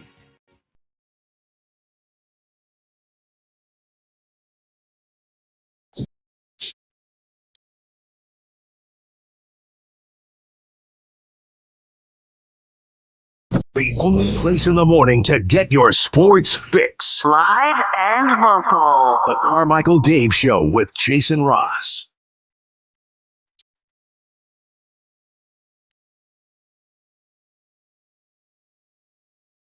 All right, we have some weighing in on the over-under for the Sacramento Kings set for this year, according to DraftKings. 38.5 wins for the upcoming season. Russell says, based on the roster right now, I'm slamming the under. Ori Barnes, under. I feel like this is going to be a season where everyone just goes through the motions. I don't think they'll go through the motions. They may not have enough to get 38. I could see that. Text line. Can we do a over-under parlay that's dating in Chula Vista? Sure. I think you can. I don't know why you couldn't. From the 916, as we are constructed right now, we are under. We have too many people that are inconsistent in their offense on a day-to-day basis, and we have 2 players in the entire roster that are able to play defense. Okay, fair enough. So more people are leaning the under, going against the I would say the norm of more people like to vote the over, because it's you're rooting for something that generally is a good thing. A team that you either like or support or think will do well is winning. Now the under, a lot of times, like Chris mentioned earlier, there's either an injury or something goes wrong or kind of a mishap during the season. This right now, you got to do it based on, you can't predict an injury. You can't predict a coaching firing. You can't predict trades, but you just kind of look at the way the roster is constructed, kind of like that last text. As we're constructed right now, I would take the under. I thought more Kings fans would say that, but certainly if you want to weigh in on that, 339-1140 on the text line or on our YouTube chat. 38.5 is the number that's set right now for your Sacramento Kings. And so somebody put a poll on the YouTube page to see where our listeners are. Oh, yeah. Let's do that. So you'll be able to vote on that once Chris gets that up there. And we will see where those of you that are on our YouTube. And while you're there, by the way, hit that thumbs up button. It's right there at the bottom. Easy to click. I just clicked it right now. And so like, subscribe, let us know you're there. And we do appreciate those of you that take the time to invest in this program on a daily basis. Really, we truly do. That means a lot, whether you're listening on the radio, the old school way, driving in your car, on your phone, on the app, smart speaker, or YouTube. However you're checking us out, we really do appreciate it. So awesome that you're here. So again, over under 38.5 for the Sacramento Kings. Would you take the over? Would you take the under? The poll will be up there here momentarily on our Sacktown Sports YouTube page. All right, last night or yesterday around the NBA, a few more moves became official. We told you about the Kevin Durant trade yesterday. That became official. Boston and Portland finalized their deal. The Drew Holiday deal going from Boston, to Portland. Anthony Simons coming to Boston. There's still some speculation on whether or not Boston may move Simons. I think free agency kind of started with a splash and the trades. And remember, there's a few trades right before. I mean, Durant got traded on Game 7 of the NBA Finals. This is one of the all-time great players in the league getting traded on the day of the 7th game of the NBA Finals. We had a couple trades around there with Bane and Holiday, and just it was crazy to see Durant, that kind of activity before the draft. And then we saw some draft day trades, and then we saw a bunch of early activity in free agency. And now we're kind of in this next layer where the reality is happening here is teams are being much more careful about the dollars they are spending. I mean, I had said this before, and I don't think we're experiencing this as much as we used to. But more times than not, once you kind of get through the free agency frenzy and teams do their spending, and there'll be some good moves and there'll be some questionable moves, and then every year you go, man, the owners, we gotta save themselves from themselves, because there'll be several mistake contracts that are out there, and you're like, just out of desperation, teams wanting to feel like they got better, they're going to overpay on someone. I feel like there's less of that. Certainly we'll be able to find cases where you go, man, this player probably shouldn't have signed for that much. But it feels like there's been a little bit of a market correction, a little bit, not completely, but a little bit. And then now probably the worst thing to be this summer is a restricted free agent. And we're seeing that currently with Giddey, with Kuminga, with guys that are currently, Golden State having the rights to Kuminga. Other teams like the Kings reportedly interested in Kuminga. But they're going to go, look, we know you're probably worried about the second apron. We're going to offer you something probably less than Kuminga's value. And you're either going to say, well, we want to get something for him, so let's take whatever we believe is the best of probably the under deals that they should be getting, or we're going to re-sign our player and have to figure out a number that satisfies that camp enough to return. So restricted free agency has not been good this summer. That has been a problem, and I think it all goes back to I don't want to get into the minutia of it too. I don't fully understand all the intricacies of the apron and second apron and so on and so forth. But basically, you start to get into that tax threshold, and you're paying more than 1x the dollar for dollar. And so those are the situations that teams are trying to protect themselves from. And again, back to owners and agents and GMs protecting themselves from themselves, where constantly the dollar values are going up. Constantly, the superstars, I have no issue with some of those players getting the money that they have been getting. But it's the players where you go, yeah, you're going to help a team, but this is an overpay. And so now I feel like the gap is widening. I know last year there was a couple different contracts, and ironically, one became a King. But I remember 2 free agent big men signed contracts, and it might have been roughly the same day. But it was Hartenstein, who went from the Knicks to the Thunder, who now, ironically, is a champion. It was an important piece of the puzzle. But he got a $30 million deal per year. And I think it was 3 at 90. And I thought, man, he's good. And he will help the Thunder. He helped the Knicks. But $30 million? And on the same day, Jonas Valanciunas at that time left the Pelicans, went to the Wizards on a 2-year or 3-year, $10 million deal per year. And I'm like, he is not 3 times the player. He's just not to me. Then you get to this year where SGA is incredible. An incredible year, an incredible season, MVP of the league, MVP of the finals, best team in the league, best player on the best team. And his contract extension, I believe, is going to have him around 71, 78, whatever million it is per year. And you just go, man, compare him to Dennis Schroder, clearly not the same player. Clearly not. Or pick another player. There was some other guy, Tyus Jones, maybe signed for. There was one point guard I remember that signed for like 1 year at $7 million.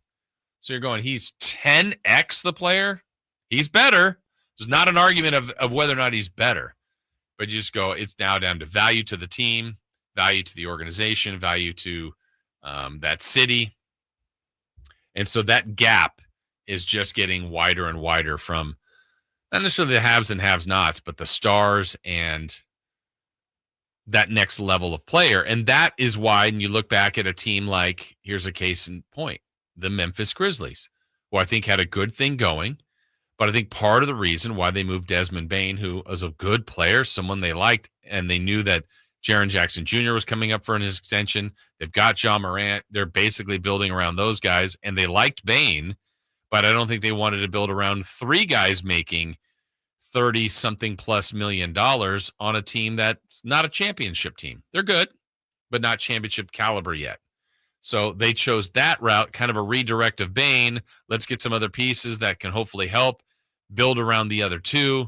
And I don't know. We're kind of seeing a shift in the way the league is operating, where before it's like you got to have 2 to 3 stars, maybe 3. If you have a big 3, pay them well, build around that, win your championships that way. It's going to be hard to do it that way. If you get 3 guys making north of 35 to 40 million, it's just your roster is gutted and built around 3 players, and then you're going to have to find the minimum guys around, and is that enough? OKC had a model that's been effective, but it's going to change as SGA's value goes up, when Jalen Williams becomes available, Holmgren, and so on and so forth. That's why a guy I'm sure they wanted to build around was Giddey. Well, they moved him because his contract is coming up, and added a value fit piece in Caruso. So this game for GMs now is a little bit trickier. Some owners will be like, I don't care, pay the extra, we'll deal with it. And others, it's a business still. And as much as we look at it more as get as many wins as possible. Some owners are running it as a business and will try to make as much money as possible. Some are like, yeah, this is not really my money-making endeavor. It's in however else I got here. So they'll sacrifice some of that side of the entertainment of their portfolio and pay extra on the sports side. So everybody does it a little bit differently, but it feels like right now everybody in the NBA is trying to do it in somewhat within the same borders.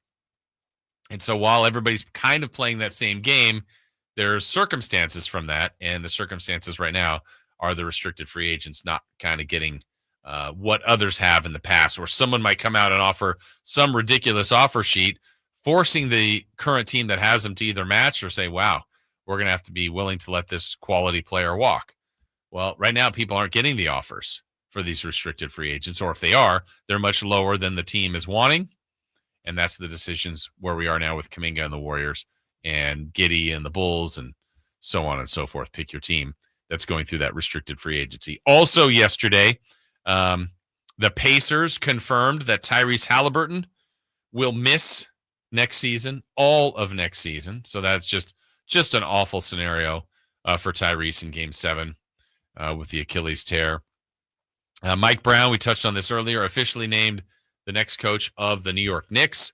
I think that's a great hire. I really do. I also a little shocked when they removed Tibbs, but Mike Brown, we talked about it earlier, like, you know, he's had opportunities. He's been able to coach some good teams. I mean, with LeBron and the Cavs, the Lakers, the Cavs a second time, the Kings here, he turned them around. But now he's going to the Knicks, a ready-made team, a team that has finals expectations.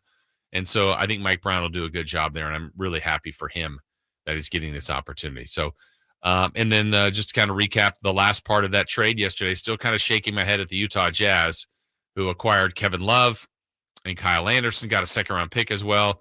The Miami Heat get Norman Powell, and John Collins goes to the Clippers. I kind of like what the Clippers are putting together, and I feel like I'm falling for this for about the 5th year in a row about the Clippers, but we'll see what ultimately they look like as the season gets started here in a few months. All right, when we come back, we touched on this earlier. Also yesterday, huge contract extension for Paolo Banchero. He was in the same draft as Keegan Murray. Jabari Smith has also received a contract extension. What does this all mean for Keegan and the Kings? We'll get into that and more next. On the move? Got somewhere to be? Take Sacramento Kings basketball with you. The Sacktown Sports app will let you stay connected to your passion. Never miss a moment of Sacramento Kings basketball with the Sacktown Sports app. This is the story of the one. As a lineman, he does whatever it takes to keep the power on in his community. And he wants a partner like Grainger who does the same. Grainger offers the professional-grade products he needs, from voltage detectors to harnesses to hard hats, plus fast, dependable delivery, so he can rise to every challenge. Call 1-800-GRAINGER, click Grainger.com, or just stop by. Grainger, for the ones who get it done. This message comes from Viking, committed to exploring the world in comfort. Journey through the heart of Europe on an elegant Viking longship with thoughtful service, destination-focused dining, and cultural enrichment on board and on shore. With small ships that bring travelers closer to the destination, there's more time to explore. And every Viking voyage is all-inclusive, with no children and no casinos. Discover more at Viking.com. At Wells Fargo, we know what got you into your business, whether it's manufacturing, running a restaurant, or your business from home. What you didn't get into your business for was banking. But luckily, Wells Fargo offers business checking, payments, and lending all in one place, in your neighborhood and on our app, so you can focus on doing what you love. Wells Fargo, you're good at business, we're good at business banking. Learn more at wellsfargo.com/business. Terms apply. Wells Fargo Bank and a member FDIC. At Power Business Technology, we're not another big box corporation. We're your neighbors, locally owned and operated. We know what businesses like yours need, from reliable printers to high-performance copiers. We'll help you find the right solution with personal service you just can't get online. Need setup or support? We're just down the road and always happy to help. Power Business Technology, family hometown service with big time solutions. Contact us today for all your business printing needs at 844-POWER-BZ. That's 844-769-3729 or visit us at powercopiers.com. I'm the thread that's already inside the house. In the closet, under the bed, in the car. But I don't want your money or your TV. I can't be scared away or negotiated with. I'm patient and quiet. I don't sleep. You can't call the cops on me. You can't even see me. I'm the threat of family fire. And as long as your guns aren't stored securely, I'll be there. Protect your family. Secure all your guns. Learn how to make your home safer at endfamilyfire.org. That's endfamilyfire.org. A public service announcement brought to you by Brady and the Ad Council. Hey Max, you look absolutely dashing in that purple tie. Ready to harness the world? You bet, Daisy. I'm ready as I'll ever be. And might I say, your purple tie really pops with your vest. Thanks. I almost went with a cape, but didn't want to come across as pretentious. Nonsense. Anyone in our line of work should rock a cape. You might be onto something, Max. Phew, so here we go. First day on the job. We've got this, right? Right. Don't forget, we both graduated from Dogs Inc. with honors. Which means I can guide my human around a busy city with ease. And I can give my human a restful night. I hope my human is kind and loving. And I hope mine likes wet kisses and zoomies. Ready to make a difference? Born ready. Let's go. Discover how extraordinary dogs like Daisy and Max change lives at no cost to the recipients. Visit dogsinc.org. Some journeys start small, with small pause and big purpose. That's how it'll fly, you sweet girl. Every great partnership begins with the first step, Bella, let's go. guiding them through the world so one day they can guide someone through life. With shared experience, confidence grows, and the path becomes clear. It takes time, patience, and love. But the reward lasts a lifetime. Good girl, Bella. You don't just raise a puppy. You raise a future. Become a Dogs Inc. puppy raiser. Give a dog a purpose. Give someone. Learn more at dogsinc.org.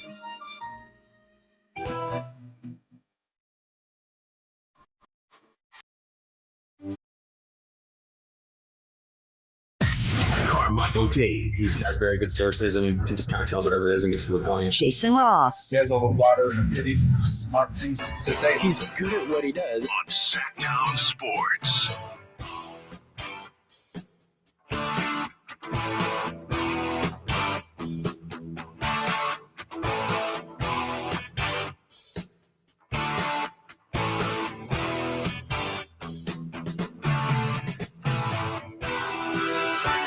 Jason Ross, Christopher Laud here on this Tuesday morning.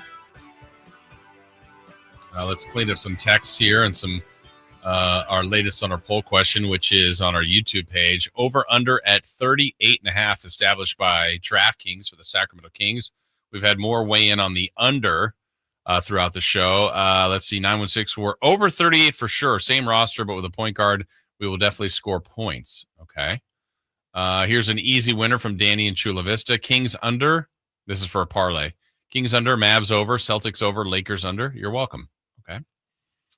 Another one over 38. Schroder will put forth way more effort than Fox did. Fox seemed very uninvested last year. Okay. So we got some overs there. Some other unders, several unders. And then on our poll question, on our YouTube right now, it is 52% under, 48% over. Okay. I thought it would actually be a little bit higher for the under on people's thoughts on this team, but you can continue to weigh in there and let us know. Some other news that happened in the NBA yesterday that I think is going to be worth watching, because you always kind of do some comps, and these comps may not even be fair, but look, guys get compared, and especially where contracts are involved and performance has been now materialized after a couple of years. Yesterday, Paolo Banchero, the former number 1 pick, currently the Orlando Magic, has gotten off to a good start in his NBA career, has been an all-star. And he got paid yesterday. He and the Orlando Magic and everybody involved agreed to a max extension for him. He has now a 5-year, $287 million maximum contract extension coming his way. So he is in the same draft class as Keegan Murray, as Chet Holmgren, who is still waiting for some final numbers for him, and Jabari Smith, who was picked right before Keegan Murray. Well, Jabari Smith this summer agreed to, what were his numbers? This is on 5 years, 120, 122, if I'm not mistaken. So where does Keegan belong? I think Keegan is certainly not in the Paolo range, right? He's not going to get the max, the 5 years, 280. I mean, there's some boxes he doesn't even check there. Like there's some criteria that kind of elevates you there. He's not there, but is he closer to the Jabari Smith range? Is he less than that? What's the number the Kings want to do? You obviously, this is where it's tricky with agents and front office. You want to try to hit the sweet spot of making your players happy, which, look, we're all talking about millions and millions of dollars, but it's their own value. You've got limited time to execute this and to maximize your financial worth. But you want to hit that number that they feel valued and loved, and you know, there's egos, all that involved, but also where you're not killing what you're trying to build as a team. And I don't think, my best read on Keegan, I don't think he's in that greedy department, but you also want to go, look, I've done this. I've been asked to do this for this team. I've played, I've been durable, I've been reliable. Certainly I expect growth and can still add to my game, but you're kind of paying on performance and the future and what you expect them still to be able to do. And as of now, the Kings have not extended Keegan Murray. They could choose not to do that this year, and then he would get into that spot where Kuminga is right now, in that restricted free agency area. So these are the kind of things the Kings have to think about, that Keegan's camp has to think about. And, if you're looking at Keegan's current contract, that's why when we're talking about ways to make this team better, my stance has always been there is nobody on this team that is untradeable. I would be willing to trade anybody. And that's the sad part. You kind of just look at them like that, like, oh, you could just move anybody. Well, you can. I mean, you're trying to make your team better. Now, you don't always get the right end of a trade or a draft pick or what have you, but look, you're trying to make, and if you're Scott Perry, it's a team that, for the most part, this roster isn't his. It was Monty McNair's. Now he's already got his fingerprints on it with a couple of moves, and on the edges there of Eubanks and Saric and Schroder, and then the draft picks. But Levine, Sabonis, DeRozan, Monk, go down the line. Those are not guys Keon Ellis, that he selected. Now, he still may like them, still may have high feelings for them and think of them as part of the Kings' future. But when I was looking at players to help facilitate a change on this team, Keegan wouldn't have been the top of my list, nor would Carter or Keon Ellis. And the strict thought behind that for me was their contract. These guys get paid. If we go to their contracts, you've got Carter making about just under $5 million this year. Keon's going to be at $2 million, a little over $2 million, and Keegan at $11 million. Now, Keegan is going to be the 6th highest paid King, and I feel like he is more than that as far as value. Well, you could actually argue that is the current roster kind of the importance to the team from Sabonis, Levine, DeRozan, Monk, Schroder. Those are the 5 ahead of him contract-wise. But, I mean, Keegan will, if he's here, will be a starter, will be important to this team as a two-way player, an offensive, defensive guy, and also be expected to grow. I did not was not surprised at all that some of Keegan's offensive numbers went down last year, because that was very predictable to me. When you add someone like DeRozan in place of Barnes was a very unselfish player, and at times was too unselfish and was hidden. But when DeRozan came in, Chris, I knew he was a guy that was going to get shots and get moments, and you had Fox at the time and Sabonis. Like, Keegan kind of moved to the fourth or even fifth option when Monk was on the floor. I felt like Keegan became the Barnes of the maybe he is being too unselfish at this point. Right. And we know Keegan has more to offer, and maybe at times we want that more aggressiveness out of him. But I think sometimes, like, if they moved Levine and DeRozan today, and Keegan's now asked to be the second or third scoring option, I think he'd do just fine. And I think he would be able to handle that. And I think those are shoes he could easily fill. But I also could see Keegan kind of falling if they don't move those guys. Levine needs to get his shots. DeRozan will get his shots. Sabonis needs to have the ball. Schroder is a scoring type point guard. Monk. Like, if that's the team they come back with, that's where you can see how, again, individually, I think there's some good pieces here. Now we're back to fit. I don't think that's fitting Keegan the best. So it's not that you do it for one guy, but can you find the best fit for as many guys that are going to be contributing, and then you got yourself a pretty good team. And I don't think the Kings are there yet. So Keegan and his contract, I mean, the Kings and Keegan's camp will look at what Banchero's making and go, all right, that's the high bar. We're not going to get there, but they'll look at Jabari Smith. Is that a fair number? They'll see what Chet ultimately gets. Does Ivy get a contract extension? Guys that are all picked around him that Keegan's either had less success than or more success than. This is just something to watch as his contract negotiations. They're kind of always going on, but as they continue to go on. All right, next up, the 8 o'clock hour gets started. The Kings did add officially Dennis Schroder to the fold. Where will he fit in? How will he fit in? Where does he rank amongst point guards amongst the league? And how do kind of the Kings overall, as we go around the positions, rank around the league?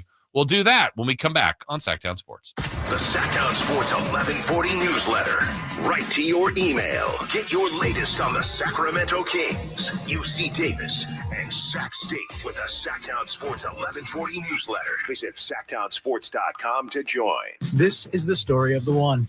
As a safety manager at a manufacturing plant, he does everything he can to keep his coworkers safe. From finding ways to reduce risks to keeping safety supplies in stock. And for that, he relies on Grainger. Grainger offers a broad range of quality products and next-day delivery, so he can always play it safe. Call 1-800-GRAINGER, click Grainger.com, or just stop by. Grainger, for the ones who get it done. Staples presents That Was Easy. So I was taking my side hustle full-time. Bold move, my friend. And I needed to find everything in one stop. Like finding Bigfoot riding a unicorn. Yes, so I hit the Staples Easy button. Staples had everything for a new office and print services for signs and brochures. Plus, Cindy, the Staples associate, helped me find the best tech for me. Wait, no drama? No, Staples made it easy. For the products, services, and experts your business needs. Staples. That was easy. In-store, online, and on the app. ZipRecruiter is the place. ZipRecruiter is the place for talented teachers, savvy software developers, and master mixologists. ZipRecruiter is the place where you meet all these people and more. That's because ZipRecruiter is the place for job seekers who are looking for new opportunities. In fact, ZipRecruiter helps 10 million people with their job search every day, so you can find the right candidates right away. Try ZipRecruiter for free at ZipRecruiter.com/free. That's ZipRecruiter.com/free. Skeeter here. Got a question. What's small and dark with white bands on its legs and bites during the day? Mosquitoes. Hi, I'm Luz Maria Robles, but these are two new types of day-biting mosquitoes. They're invading our area and becoming a big problem. And they can be dangerous. But we're on it, so when you see them, report it at fightthebite.net. In the meantime, use insect repellent and drain stagnant water around your yard. We're here to help with these day-biting mosquitoes. Visit us at fightthebite.net. The Giant Summer Sale is here. Get giant savings on our giant selection only at Folsom Lake Honda, your one-stop Honda shop. Looking to own or lease? Save during the Honda Summer Event and drive a brand new Accord or Civic. See all our specials at FolsomLakeHonda.com. As a family-owned and operated dealership since 2009, customer service is our #1 priority. Our customers love doing business with us, and you will too. Folsom Lake Honda. Go to FolsomLakeHonda.com. Your one-stop Honda shop. The Hagen Oaks Cutting Edge Putter Fitting Studio offers you more technology, more choices, and more service. Hagen Oaks wants to be your go-to total golf game fitter. With $30,000 worth of state-of-the-art technology ready for your fitting, Hagen Oaks will help you make your best putting stroke while finding the best putter design, shape, hosel, length, and loft for your game. Schedule your fitting at the Hagen Oaks Player Performance Studio by calling 916-808-2531. That's 808-2531 for more. Around here, the summer can smack you silly, especially if your AC is not functioning at a high level. Whitey Gleason here. I had the opposite problem over the winter. System went down. It was panic time. But Lee's Air Plumbing and Heating saved the day. Let them save you from unnecessary summer misery. Lee's Air Plumbing and Heating, reliable, trustworthy. They do great work. They've won awards for their service. Check the reviews at leesair.com. Find out about their $99 HVAC tune-up service. Save your summer now. Lee's Air Plumbing and Heating on the web at leesair.com. License number 635355. KHD1 Sacramento, KYMX HD3 Sacramento. From the Power Business Technology Toshiba Studios, Sacktown Sports 1140. The Carmichael Dave Show. He's on the microphone when he's not on the microphone. He's playing a song, and when he's not playing a song, he's on the microphone, and then boom. With Jason Ross. No, he didn't. Yes, he did. Call or text at 916-339-1140. It's the Carmichael Dave Show with Jason Ross on Sacktown Sports.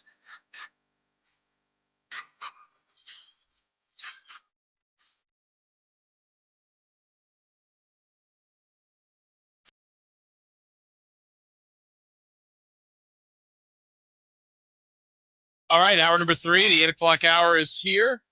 Good morning to everyone just joining us. Jason Ross. Christopher Laud is back. Good to have Chris back with us.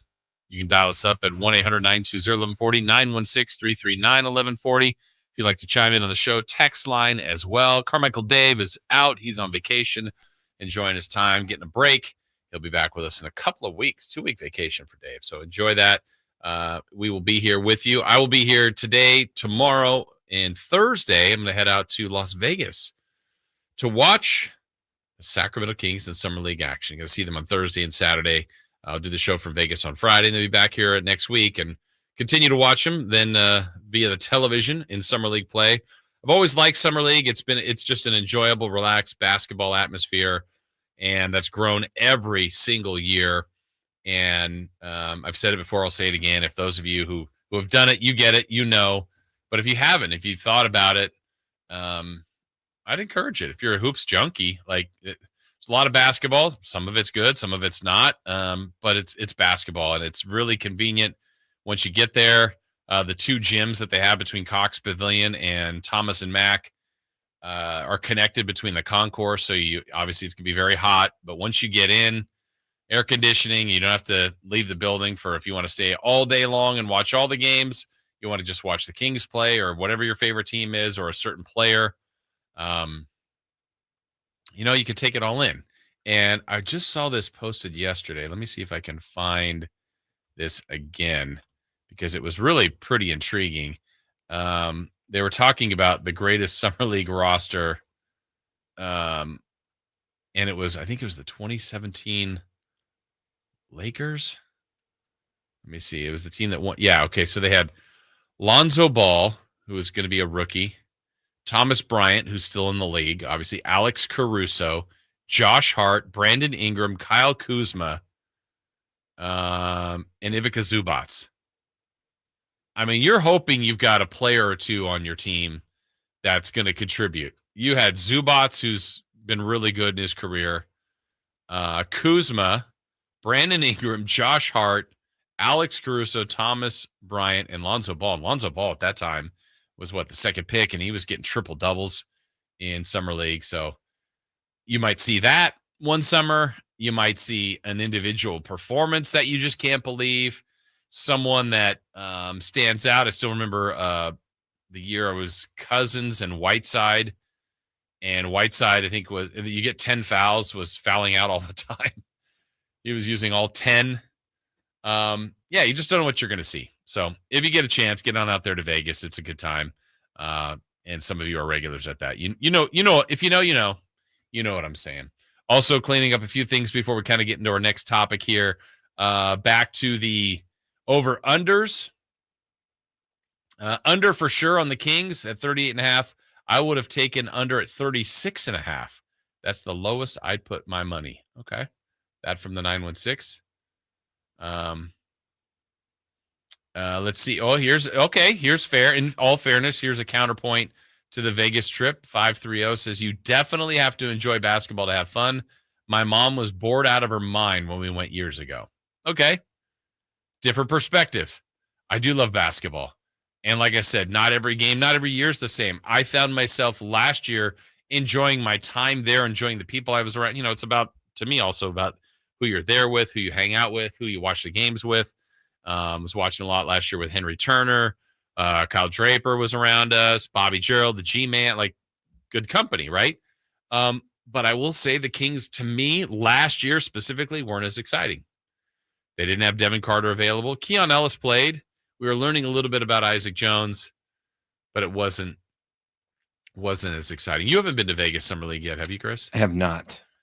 I don't know if that's a desire for you at all. I mean, you like basketball, but you see enough of it, I guess. But I hate Vegas in summer. But you like Vegas in winter, right? Man, I don't know. I haven't been to Vegas in 2019. Since 2019? Mm-hmm.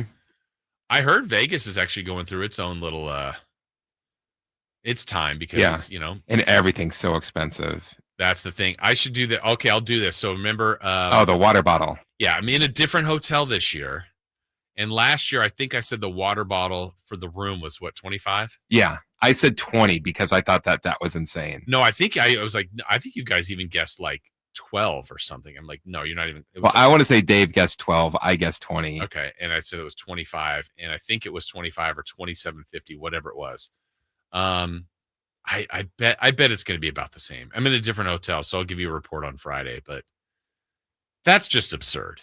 And the thing is, excuse me, like last year, I remember what I did. It was like, all right, yeah, everybody, I want water. I'm not taking the room water. So I literally left the hotel.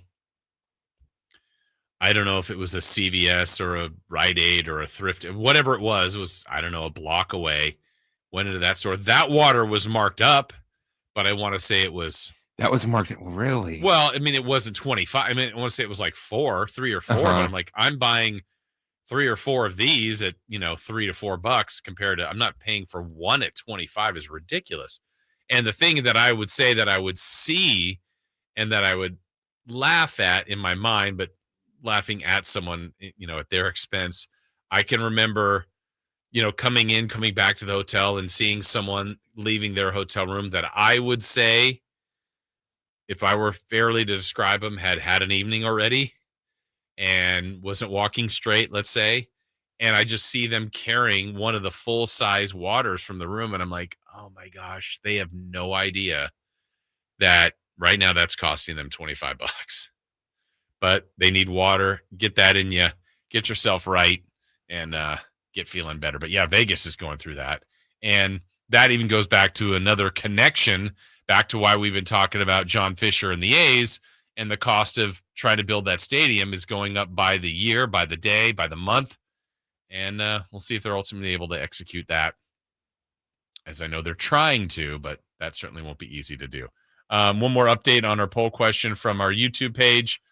Kings over under 38.5 wins this season. What is your prediction? Chris put that up there. Over under is now even at 50%. So people are. So they got it.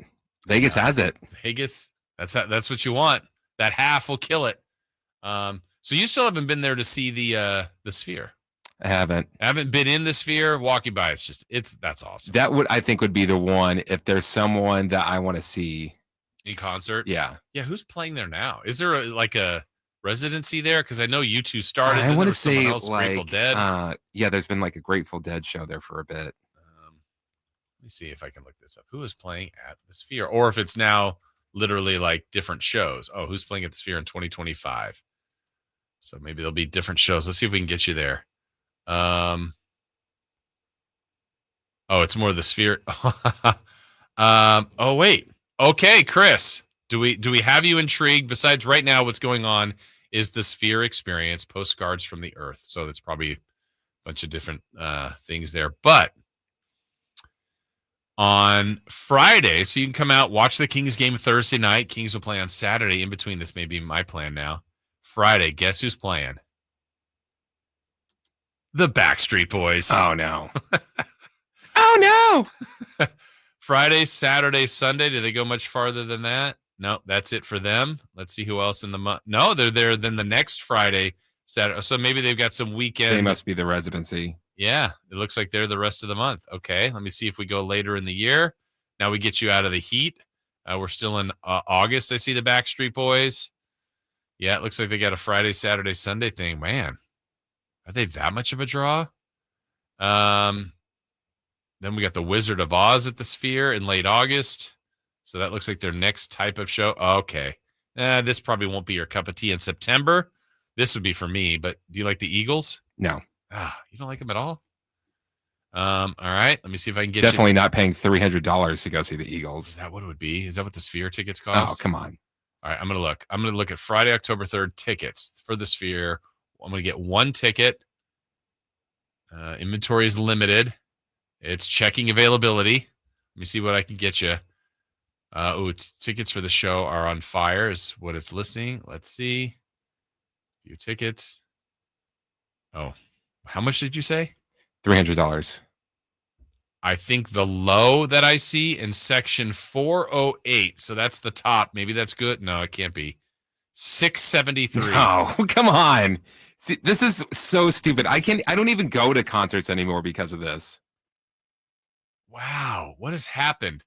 Floor seat, a floor, front row, row 1. I can get you in the front row. What's your guess? Well, if the worst one was, what'd you say, 600? Uh-huh. I'm going to say 1,500. $7,201. What is happening? Someone's going to buy that ticket. Who's buying that ticket?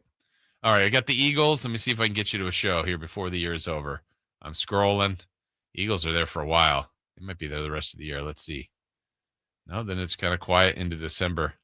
All right. Yeah, nothing else. So it's the Eagles will be your last choice this year. I'm good. We'll wait for 2026, the year of Chris at the Sphere. All right. So the Kings yesterday made it official. They did sign Dennis Schroder, free agency deal. There's some other little parts of it. I know there was an add-on there as far as a potential second-round pick here. It could go. It gets the mid-level exception or trade exception, for the Pistons. Kings still have some more mid-level exception. Anyway, the bottom line is let's talk about Dennis Schroder, of what he will be and what he will mean for the Sacramento Kings. So I found it interesting when we went back to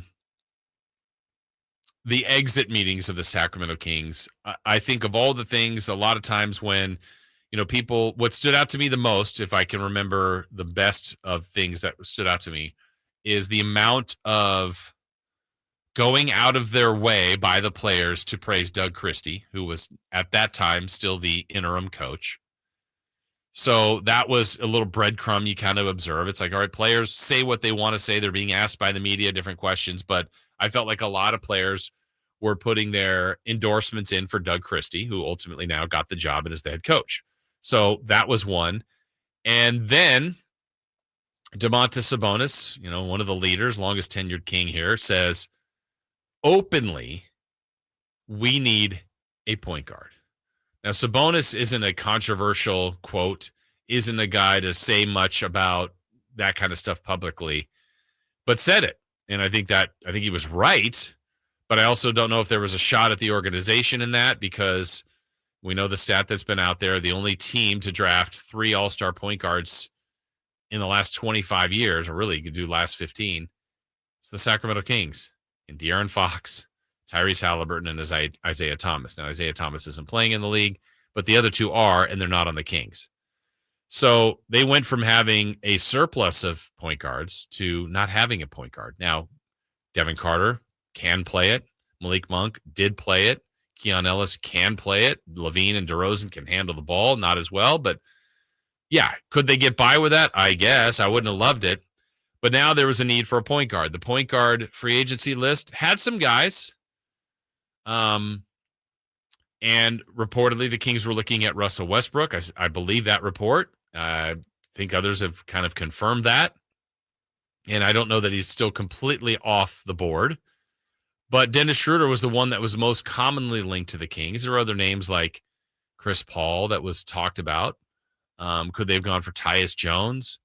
Ty Jerome, personally a point guard, I think was ready for a starting opportunity. Instead went to Memphis. So, but that's where the Kings decided to go. And I think if you look at the reasoning behind it, there's a couple things. Dennis Schroeder's been a good guy, been a good player in this league. I'm a little intrigued by the amount of times he's bounced around. And this will be, I don't know if it's his 10th team, and he's bounced around a lot. Started in Atlanta, then OKC, the Lakers, Boston, Houston, Lakers again, Toronto, Brooklyn, Golden State, Detroit. And career averages, if he gives the Kings this next year, 14 points, 5 assists, shooting at about 43%, 34% from three, free throws, 84%. There's some good stuff there. I think traditionally he's been a starter. He's been off the bench. Let's see. He's played 842 games in his career, and he started about half of them. Just about half. 424, a tad over a half. I personally think of him more as a backup point guard, but he's going to be the Kings' starting point guard. There's some similarities, I feel like, in some sense, to when the Kings added a guy like Darren Collison a few years ago. It's like, hey, this team needs a point guard to help function this team, and Darren Collison came in and had a really nice couple-year run as a Kings point guard. Then they had Rondo in here, did the same kind of thing. So I think there's going to be some expectations based on his career stats. I think he's going to be a guy that will need to score, not to the level of Fox, will probably need to be a consistent distributor. You'd love to see the turnover number down. He is a veteran. He's been in situations in playoff teams, in struggling teams. I think if the roster stays as it is constructed, which I don't believe it will be, but that's all we can assume right now. But if it is a team that has Levine and DeRozan, and that's the main part I'm talking about here, and really Keegan, I would say, because Sabonis, they're going to work through him in some way, shape, or form. I feel like Schroeder's job will be to recognize mismatches, recognize hot guys, recognize the balance of trying to get the best of Levine, DeRozan, and Keegan Murray. Because I think Sabonis is kind of a guy that can do it with or without a point guard. I mean, if that makes sense. I feel like Sabonis's game is pretty consistent. No matter if they have Fox, no matter if they had Halliburton with him, which they didn't play together, no matter if it was Keon, no matter kind of who's running the point. I feel like the other guys are more reliant on a point guard. And, you know, there was playmaking in Malik Monk that was actually pretty exciting to watch, but there was also a little bit of a wild nature to it. So I feel like what the Kings need in a ideal situation out of Dennis Schroeder is a guy that's played those 800 games that will be comfortable as a voice of the team, as a veteran, will defend, hopefully at a respectable level. This team has not been a great defensive team, though some of the guys that will be quote-unquote behind Dennis Schroeder in the minutes, like Keon Ellis, potentially, Devin Carter, potentially, those guys can get after it a little bit. So I like the fact that there's some genuine competition there, but when you just sign a guy as the new GM for a multi-year deal with the third one being an option, a minimal guarantee, there's going to be some expectations, and probably a starting spot is basically gifted. I mean, I will say, for lack of a better term, gifted there. So barring some impressive run in the summer and or camp that changes the direction, I would be surprised if Schroeder's not your starting point guard. So if he is, can he be like the guy in the 22 season that was with the Lakers that had Anthony Davis and LeBron James and helped get those guys involved and was basically going to get a pretty good extended contract there and turned it down, trusted on himself, and that was one of the guys that had a painful lesson. It backfired on him. Lakers were going to give him a big deal, and he turned it down. But now he's here, and can he be the guy that was in Brooklyn last year, in Detroit, but not in Golden State? I mean, his Golden State numbers in 24 games, he started 18 of them and shot 37%. 41 from three, below his norm in the free throw line at 74%. Turnover number was a little bit higher, averaged 10 points a game. It just wasn't the right fit. So here, he's not only going to be asked to be the right fit, but he's going to be asked to do quite a bit as far as some leadership, some defense, some experience, and get the best out of DeRozan and LaVine as two guys that, again, when you look at them on their own, you're like, man, LaVine actually had one of his best years of his career last year. And we saw him play some really good games as a King. But then there were other games that was like, man, Zach LaVine, for what he's getting paid, for what his abilities are, you want more. DeRozan, I feel like, more times than not, for me, than Kings fans, gets a little bit of a bad rap. DeRozan, to me, produced. I mean, what he was asked to do, I know there's some elements of being a ball stopper. It's not always there, but sometimes there is. But look, fourth quarter, clutch time, he was there. Ability to get to the free throw line, ability to get teams in foul trouble. The problem really with me with LaVine and DeRozan is their defense. And of the two, I'll give a little bit more leeway to DeRozan than I will to LaVine, because DeRozan, I think, at times played more out of position than LaVine did. LaVine was traditionally guarding two guards. And for someone who is as athletic and quick twitch and fast, I just felt like there should have been better defensive performances or better effort, too, on the defensive end. DeRozan, I still want that. I'm not going to give him a free pass. I just think if I'm looking at the two, I thought DeRozan consistently gave you more offensive production. They both struggled defensively, but I think if we're looking at the two, DeRozan was more of a net positive with his offense and his defense. You know, the game that sticks out to me probably the most on his horrific defensive end would have been when they played the Nuggets here. And you just look at the matchup, and I think the Kings that night put Sabonis on Joker. Makes sense.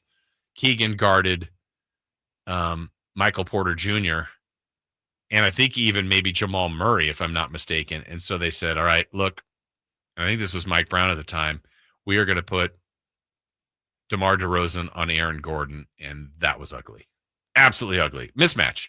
So that's more of a roster construction flaw and maybe even a coaching scheme thing at the time than, I mean, I still have to blame DeRozan. You're the guy guarding the players, but that was a mismatch. So when I'm looking at that breakdown of those guys, that's where I fall in line as far as what I saw last year. So now, in fairness, if they're both back, a camp together, a camp with Schroder, a camp with Doug Christie, maybe a little tweak to the offense, who knows? I don't know what we're going to look at. But if that is the group that they have, it's got to get better. Defensively, for sure. And if Schroeder's not cutting it defensively, then we're going to see Ellis in there more and Carter in there more. And, you know, Monk could still give him some pretty electrifying offense. So that's where Scott Perry continues to have to, I keep using the term thread the needle of, if he's going to change the roster with the criteria that I wrote this down yesterday, and I still think I have my paper here. Yeah. Of guys that he's looking for. And I think Schroeder fits some of this for sure. Toughness, competitiveness, team-oriented, professional, accountable, and disciplined. That's what I think he drafted. That's what I think he's trying for in free agency. And if you could start to get more and more of that involved in your team, that's how you build culture. So Schroeder, to me, as far as like last year when the season started, and I don't have all the point guards in front of me, but De'Aaron Fox would have been, I would say, of the 30 teams starting point guards, probably top 8. Is that fair? I don't know. I'm not, without, rattling them all off, but De'Aaron Fox was definitely a top 10 point guard in the league.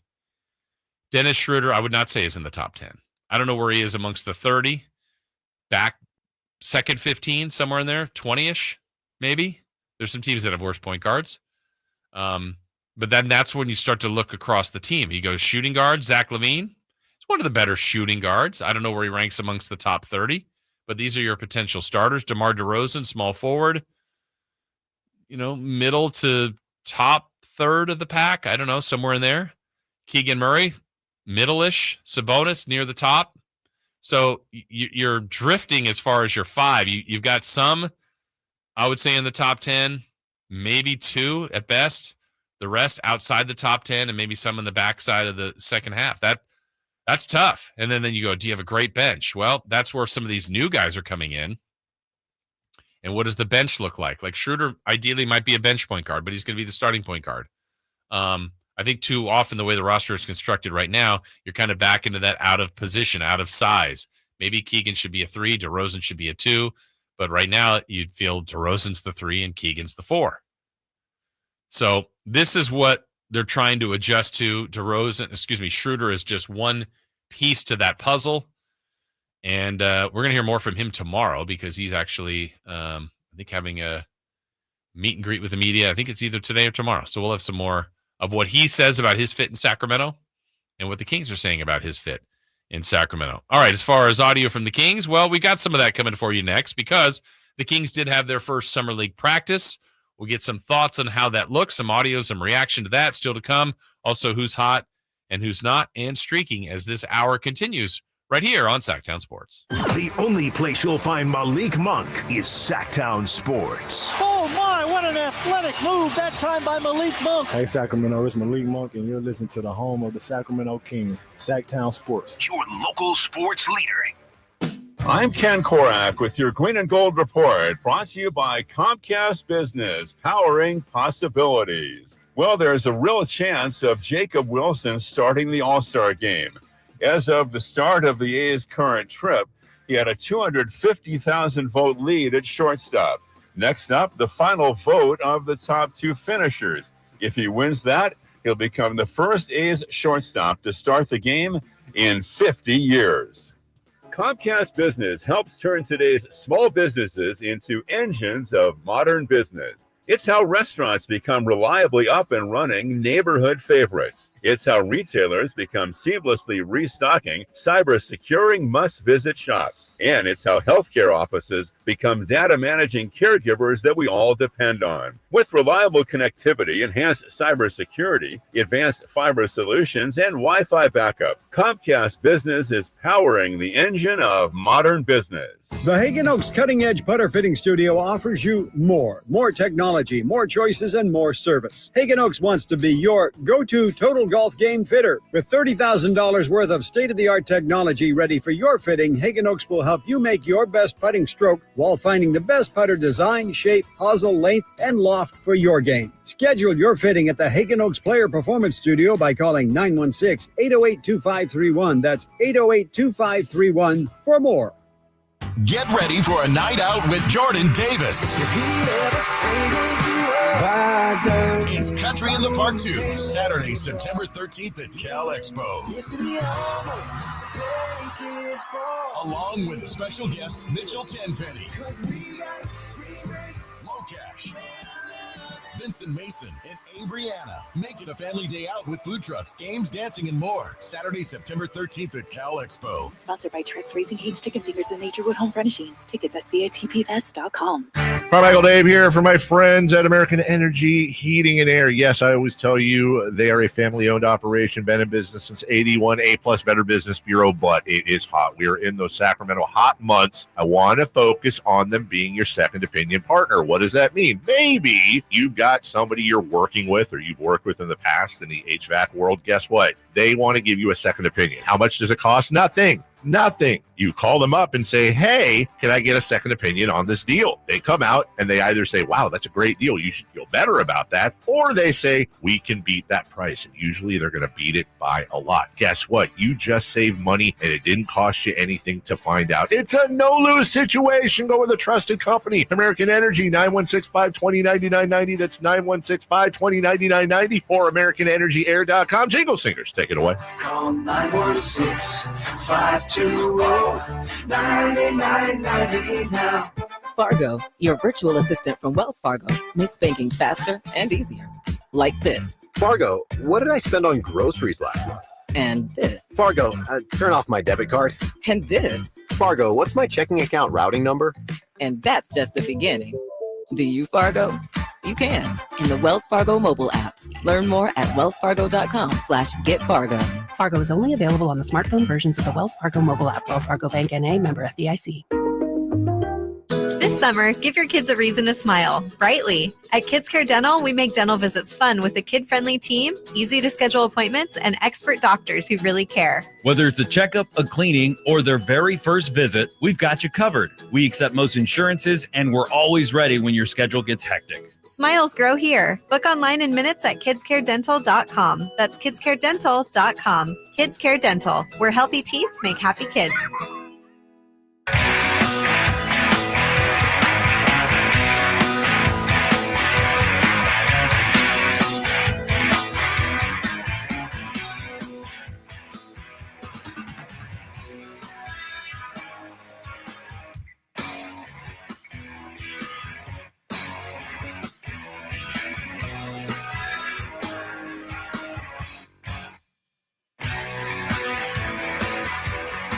The Carmichael Dave Show with Jason Ross. Call or text at 916-339-1140 on Sacktown Sports. All right, coming up next segment, who's hot, who's not. We'll go streaking. See if Dave can get to double digits on his streak. My goodness. How did that happen? I don't know. And everybody he kept saying yesterday is like, give me that. I'm like, you've picked them. You've picked them. You've picked them. And then finally he picked somebody. We'll see if he got to double digits. All right, Kings are working out now. They'll be going to Vegas tomorrow, another practice today and tomorrow. And then they play Thursday. Looking forward to that.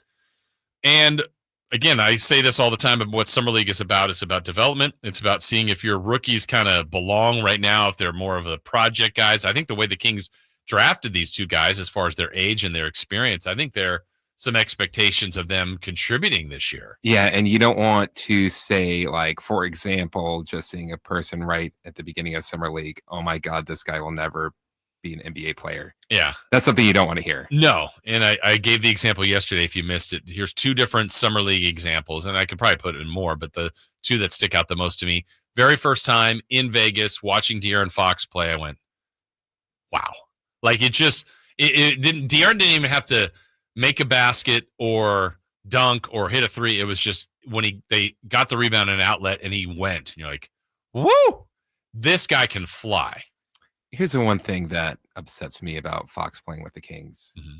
I heard every single season multiple times, oh, this isn't my fastest. This isn't my fastest. And we never saw the fastest. I think we did, but I think he said it. We didn't. But then on the other side, Chris, it was when Yorgos Papagiannis was drafted by the Kings, and we went out there, and I was like, uh-oh. Well, maybe he'll develop, but I don't see it right now. Well, he's one of the slower guys up and down the floor. He's big. I don't love his hand. You're just looking at some stuff. You're like, all right, we'll see. Keegan, watching him, you're like, yep, he'll be good. I think he'll be able to contribute, and so on and so forth. Was it Keegan? Did he have like a game? Oh, I remember. It was his second season when he went off at the California Classic, right? Classic. But he had one of the greater Summer League games I've ever seen. It was Keegan versus Paolo Banchero, and that also was another one of those eye-openers. I was down on the floor before the game. I remember I was talking to Bobby Jackson, and he was with the Kings at the time. I think he was. Yeah, he must have been. And Paolo Banchero walked right by us to get on the floor, and we both looked at him and went, wow. That guy, I mean, he was big. He was already put together, a lot taller, a lot bigger than we thought. We're like, oh, my goodness.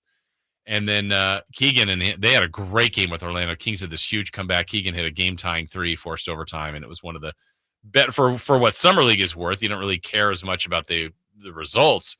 You're looking at the players, but that truly was was something to watch. But these guys are getting ready for that. They're going to be coached by Depeche Minstrey, who is on Doug Christie's coaching staff. Let's hear some audio from him. And he shared, he was here last year, but he shared his thoughts on Doug getting the job. I'm really happy for him, and it's very difficult to do things on the fly. I've been in Atlanta where I've been part of a lot of coaching changes, and so I've seen how difficult it is. I saw what Doug did, and it was an incredible job he did.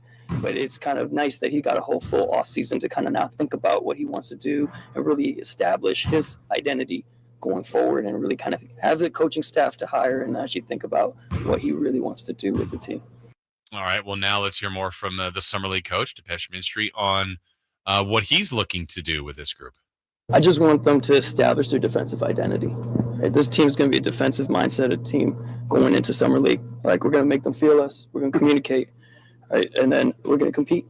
And those are the three things I'm really harping on. And I think the defense is going to create our offense. We got to get another championship, Chris. We got 2 Summer League titles. I want a third. I don't think anyone's ever gotten 3. No, just so we can have you make a promo for it. We might have to run that one sometime. Yeah. I got to find it. Yeah. I got to find the unedited one. All right. Also, it's about player development. One of them is the rookie, or now second-year player, Devin Carter. Depeche, the new Summer League coach, was talking about him in that point guard role. I want him to handle the ball. We got multiple ball handlers because we're going to play fast. So truly, we don't really have a point guard. We're going to have multiple point guards. They're going to bring up the ball, and Dem is going to be one of them. And we're going to test him to see if he can handle the pressure. And I think he has because he's been working on it. All right. And the next up from Coach about where Carter is now as far as this group and trying to be one of the leaders. To be honest with you, I really enjoyed Devin's leadership. And I know he's played a limited amount of games this season, but he's been working hard in the summer. Every day he's been in here. And I just like how he controlled his team, and that's what kind of really shocked me. Not just his play, it was his leadership of his team. All right, so that's the coach. How about Devin Carter? Big season ahead for him. He's been in the trade rumors. That's been out there. But here's Devin Carter talking about what he's trying to get out of these workouts, out of Summer League, in going into year 2. Honestly, just working on my game against live competition. Summertime, you really just get in the gym. You don't really have a lot of opportunity to get quality 5-on-5 runs too much. So just looking for the opportunity to play against other great people. So, well, speaking of opportunity, that's what he has here, and he talks about that chance to showcase himself a bit in Summer League. It's a big opportunity. Like you said, I missed Summer League last year, missed the first 30 games, missed a lot of practices. So, it was just a rough first year, I guess you could say. Injury standpoint and just availability standpoint, but I'm definitely looking forward to it. So, and now being asked to play point guard, like you heard Coach mention, this is a spot he's played. He can play off the ball. He can play in a couple different spots and can guard multiple spots. But here's Carter himself asked about playing that point guard spot. No, I could handle the ball. It's just I've never been put in a position in college or high school to be the designated point guard. I've always been a combo guard. I can play off ball, but I can play on ball too. It was really more so just reads with me and constructing the team, getting us into what we need to do. I think that was more the biggest what I need to work on. Okay, so there's a Devin Carter's perspective from practice yesterday. How about the rookie, Nick Clifford, getting his first taste of seeing what it's like in the NBA a little bit, and talked about that yesterday.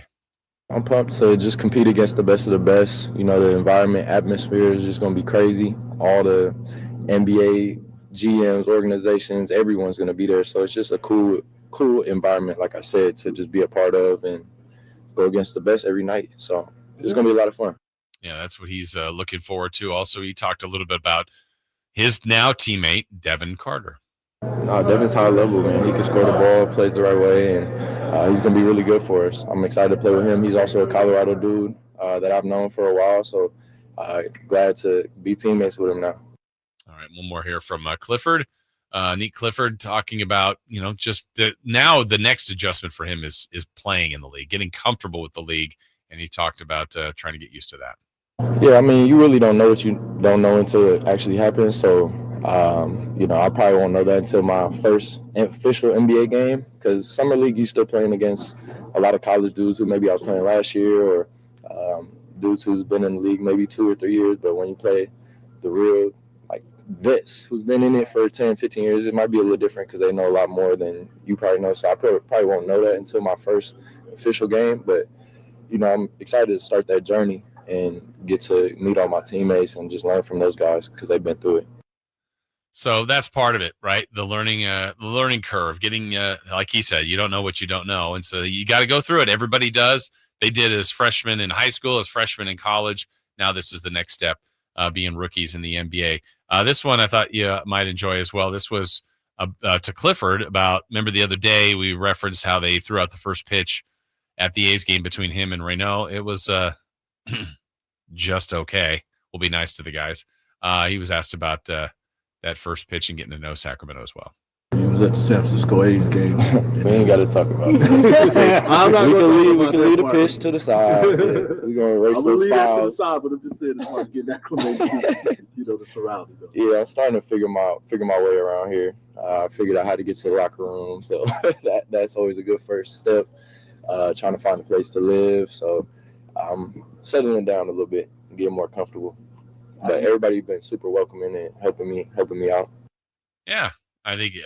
Look, this fresh start. That's the beginning of their pro career, which is really an exciting time for these guys. So anxious, like I said, to see what those guys are going to bring this week in Las Vegas. We're going to talk more about that with Bob Gerald from HoopObsession.com when he joins us at 9:00, because he's going to have good intel on these guys and what we can expect going forward. But what we can expect going forward is to find out who's hot, who's not, and we'll go streaking. Does Dave's streak continue? We'll find out next. You never know what you might hear when listening to a Sacramento Kings game. Out of Keegan, going for another triple. Man, is he feeling it. Keegan, can he do it? Yes, there's number 11, Keegan Murray. Keegan steps back.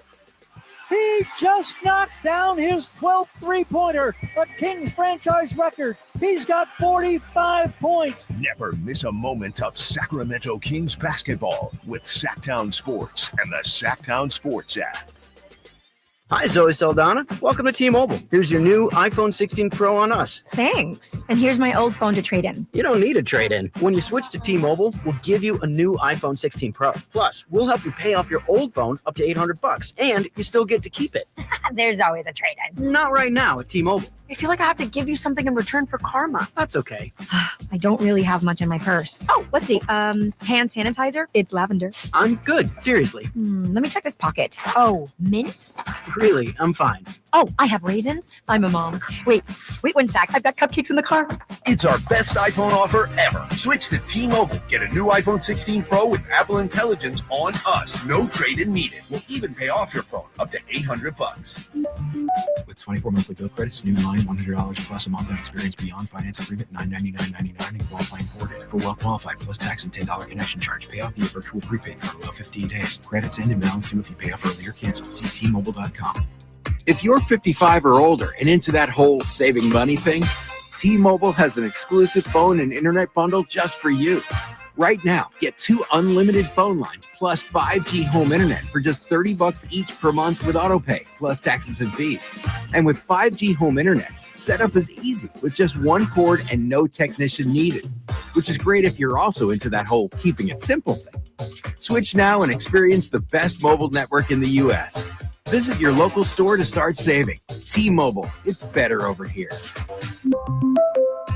Based on analysis by Ookla of speed test intelligence data Q4 2024 to Q1 2025, Ookla trademarks used under license. Unlimited on our network. Customers on voice plan may notice speeds lower than other customers and further reduction if using more than 50 gigs a month due to data prioritization. Video streams and SD on this plan. Home internet pricing after $20 a month in bill credit plus $5 per line without autopay. Debit or bank account required. See 5G device coverage and access details at T-Mobile.com.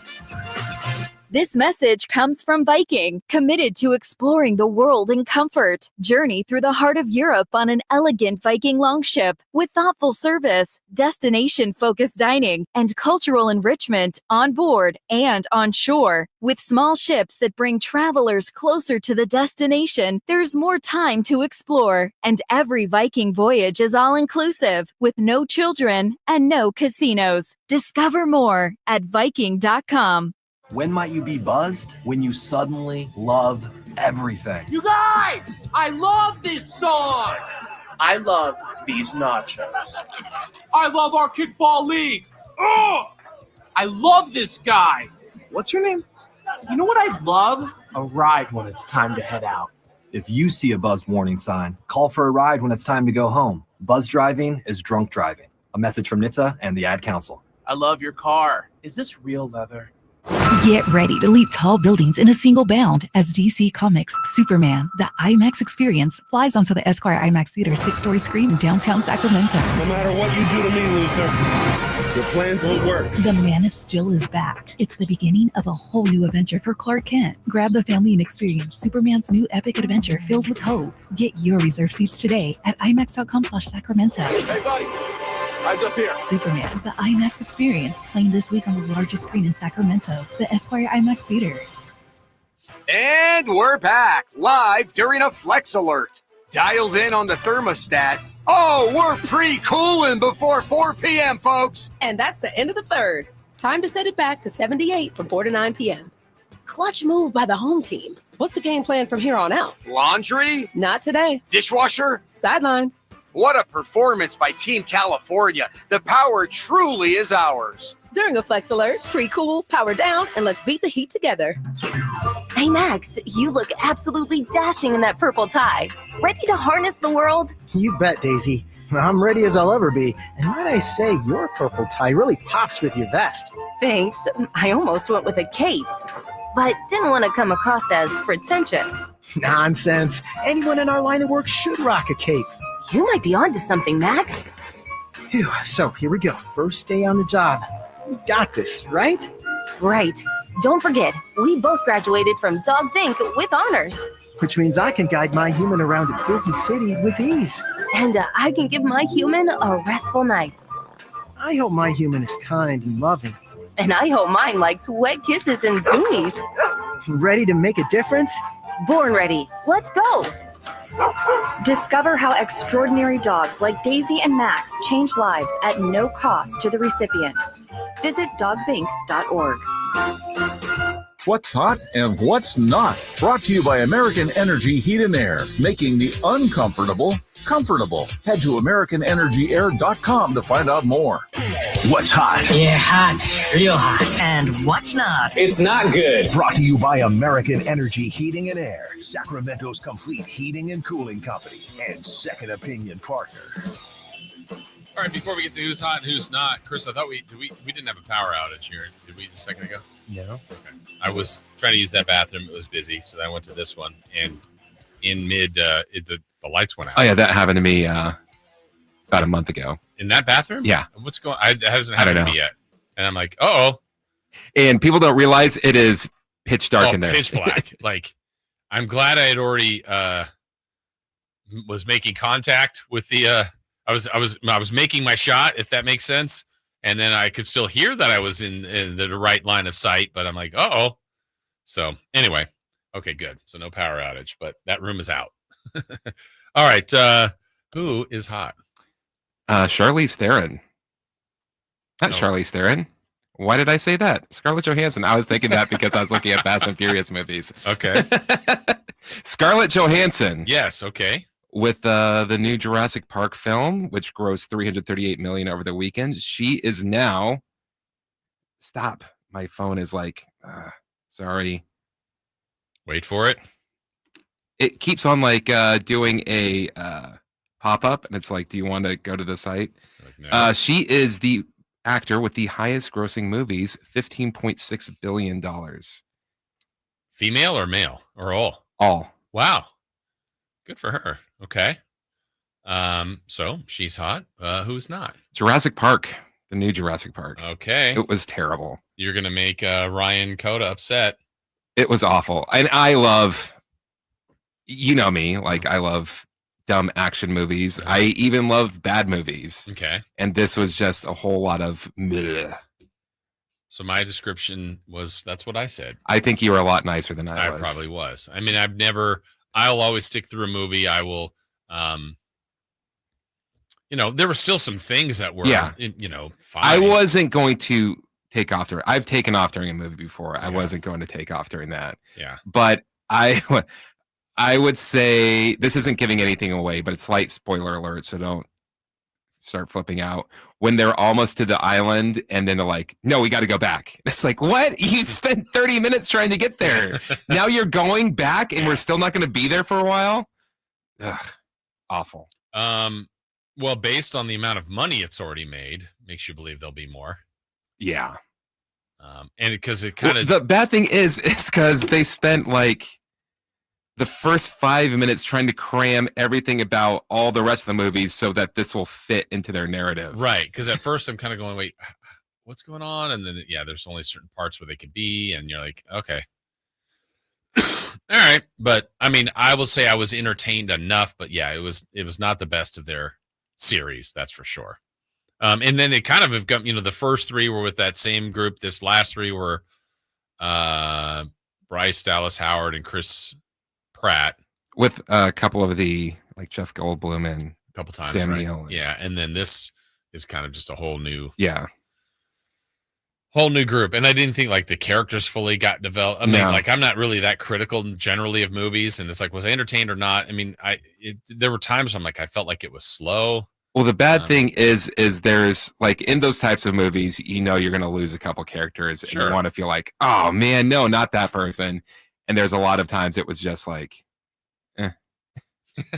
they could go. And you know what? There's been enough Jurassic Parks. Grow up. Just have one of the kids get eaten.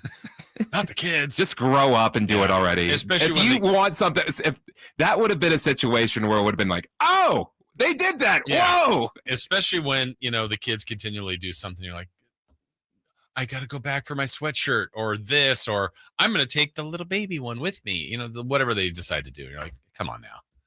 Come on, kids. So if I ever got enough money to film my own Jurassic Park, one of the kids are going to get it. But I think you and we talked about it briefly. You didn't really share with me that many thoughts on it, but I think the way it began had a lot of promise. Yes, the open. I'm like 100% down. I'm glad I made this decision. Yeah. And then just a few minutes later. It's like, what am I watching? Oh, wait, this isn't ever going to come back or mean anything at all? Thank you. All right, so that's who's hot. That's who's not. Before we go to streaking, I talked about the true importance of Summer League. The Kings have a couple of Summer League titles, trying for a third.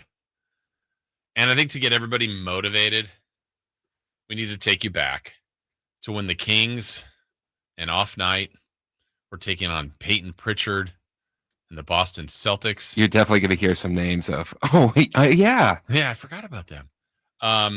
This was back then, leading into the championship night. Chris set up a promo to get us all fired up for that potential championship. Chris, let's hear it. And when it's all said and done, what we've decided is that Boston and Sacramento will now play on Tuesday night for the championship. The Sacramento Kings look to make history and become the first ever two-time NBA Summer League champion. Congratulations to the Sacramento Kings, 2014 Samsung NBA Summer League champion. But first, they'll have to get through the Boston Celtics and the return of Peyton Pritchard, who is coming off a 92-point game. Pritchard for three. And it's good. Even though the Kings will be shorthanded. Oh, Metu tried to take Omoruyi's soul, and we got a little fisticuffs happening here. We don't want to see that. They believe they have the personnel to force Pritchard to have an off night. 4.5 left here in the third quarter. Book night against off night. Book night. Mano y mano. Advantage off night. He's just too strong. Some are saying, since this game doesn't actually count What exactly is your motivation? Motivation? How about 2 Summer League championships in the past 7 years? Right, but still the game doesn't count. Doesn't count? How about 2 franchises with the combined 18 NBA championships going head-to-head to determine who the greatest team of all time is? Does that do anything for you? This is history in the making. You're going to want to tell your grandkids and their grandkids and their grandkids. Tonight, the Kings will try to answer the age-old question. What happens in Vegas? A championship trophy coming back to Sacramento. First step, Summer League championship. Second step, NBA world champion Sacramento Kings. You feel me? Yeah.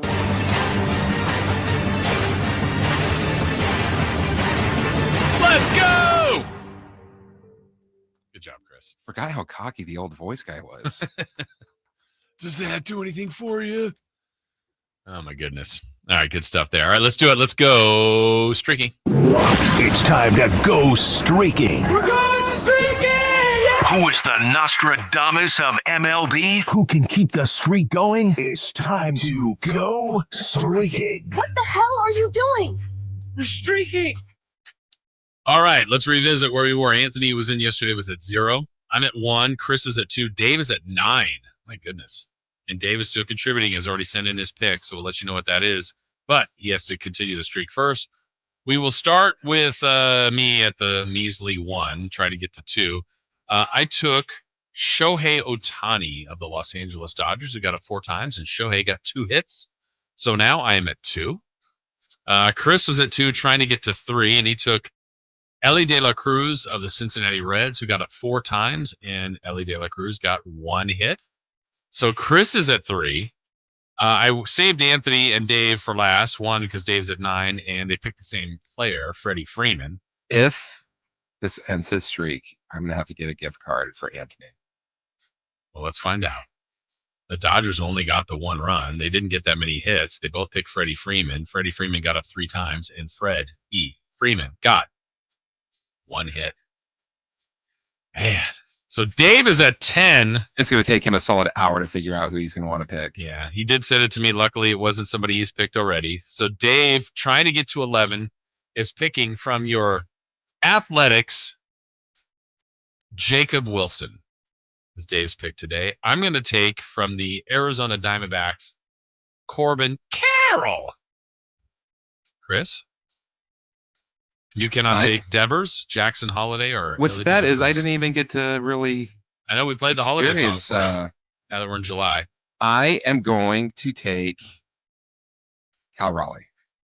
The big dumper. Okay. So our picks are in. I need to pump up my home run numbers. Yeah. I know. Chris, Dave is all of a sudden up to 16 homers, 42 RBI. I'm at 12 and 46. Chris, you're at 9 and 32, batting the show low, 239. We got to get you going. All right. When we come back, more NBA talk. Summer League expectations. Kings moves have made so far. And how many games will Bob Gerald see while he's in Vegas? We'll find out. Bob Gerald from HoopObsession.com joins us next. Malik Monk plays here. Left, goes right, steps back, launches the 3. Nothing but net. Oh, that was just filthy. Oh, my, that was sweet. Sacktown Sports is your proud home of the Sacramento Kings. This is the story of the one. As a safety manager at a manufacturing plant, he does everything he can to keep his coworkers safe. From finding ways to reduce risks to keeping safety supplies in stock. And for that, he relies on Grainger. Grainger offers a broad range of quality products and next-day delivery, so he can always play it safe. Call 1-800-GRAINGER, click Grainger.com, or just stop by. Grainger, for the ones who get it done. With 25 award-winning years in Northern California, Ashton & Price is your local injury law firm. Pro attorney tip, if a firm presents as local but they're in LA, red flag. If your first consultation is not with a lawyer, big red flag. At Ashton & Price, your first consult is with a local attorney, and if serious injury prevents travel, a lawyer will come to you. Still not enough? George Washington's my uncle. At Ashton & Price, no red flags, just red, white, and blue. Remember, for the best advice, don't think twice. Call Ashton and Price. Hey, Max, you look absolutely dashing in that purple tie. Ready to harness the world? You bet, Daisy. I'm ready as I'll ever be. And might I say, your purple tie really pops with your vest. Thanks. I almost went with a cape, but didn't want to come across as pretentious. Nonsense. Anyone in our line of work should rock a cape. You might be onto something, Max. Phew, so here we go. First day on the job. We've got this, right? Right. Don't forget, we both graduated from Dogs Inc. with honors. Which means I can guide my human around a busy city with ease. And I can give my human a restful night. I hope my human is kind and loving. And I hope mine likes wet kisses and zoomies. Ready to make a difference? Born ready. Let's go. Discover how extraordinary dogs like Daisy and Max change lives at no cost to the recipients. Visit dogsinc.org. Are you thinking about buying a new car? Well, maybe you're on the fence. Let me help you out. Kyle Draper here from Mercedes-Benz of Stockton. From the first time I stepped into the MP of Stockton showroom, I knew I made the right choice. I settled on the all-electric EQS SUV. It's comfortable, stylish, and most importantly, it's safe. Mercedes-Benz has the reputation of making the finest cars in the world. Now it's your turn to experience what I already know. Mercedes-Benz of Stockton is the best car buying experience you'll ever have. It's just a short drive down I-5 or anytime at mbofstockton.com. Get ready for a night out with Jordan Davis. It's Country in the Park 2, Saturday, September 13th at Cal Expo. Along with the special guests Mitchell Tenpenny, Low Cash, Vincent Mason, and Averyana. Make it a family day out with food trucks, games, dancing, and more. Saturday, September 13th at Cal Expo. Sponsored by Trex Racing Canes, Chicken Fingers, and Naturewood Home Furnishings. Tickets at catpfest.com. Around here, the summer can smack you silly, especially if your AC is not functioning at a high level. Whitey Gleason here. I had the opposite problem over the winter. System went down. It was panic time, but Lee's Air Plumbing and Heating saved the day. Let them save you from unnecessary summer misery. Lee's Air Plumbing and Heating, reliable, trustworthy. They do great work. They won awards for their service. Check the reviews at leesair.com. Find out about their $99 HVAC tune-up service. Save your summer now. Lee's Air Plumbing and Heating on the web at leesair.com. License number 635355. KHD1 Sacramento, KYMX HD3 Sacramento. From the Power Business Technology Toshiba Studios. Sacramento's official home of the 49ers. San Francisco. Sacktown Sports 1140. The Carmichael Dave Show. He's on the microphone when he's not on the microphone. He's playing a song, and when he's not playing a song, he's on the microphone, and then boom. With Jason Ross. No, he didn't. Yes, he did. Call or text at 916-339-1140. It's the Carmichael Dave Show with Jason Ross on Sacktown Sports.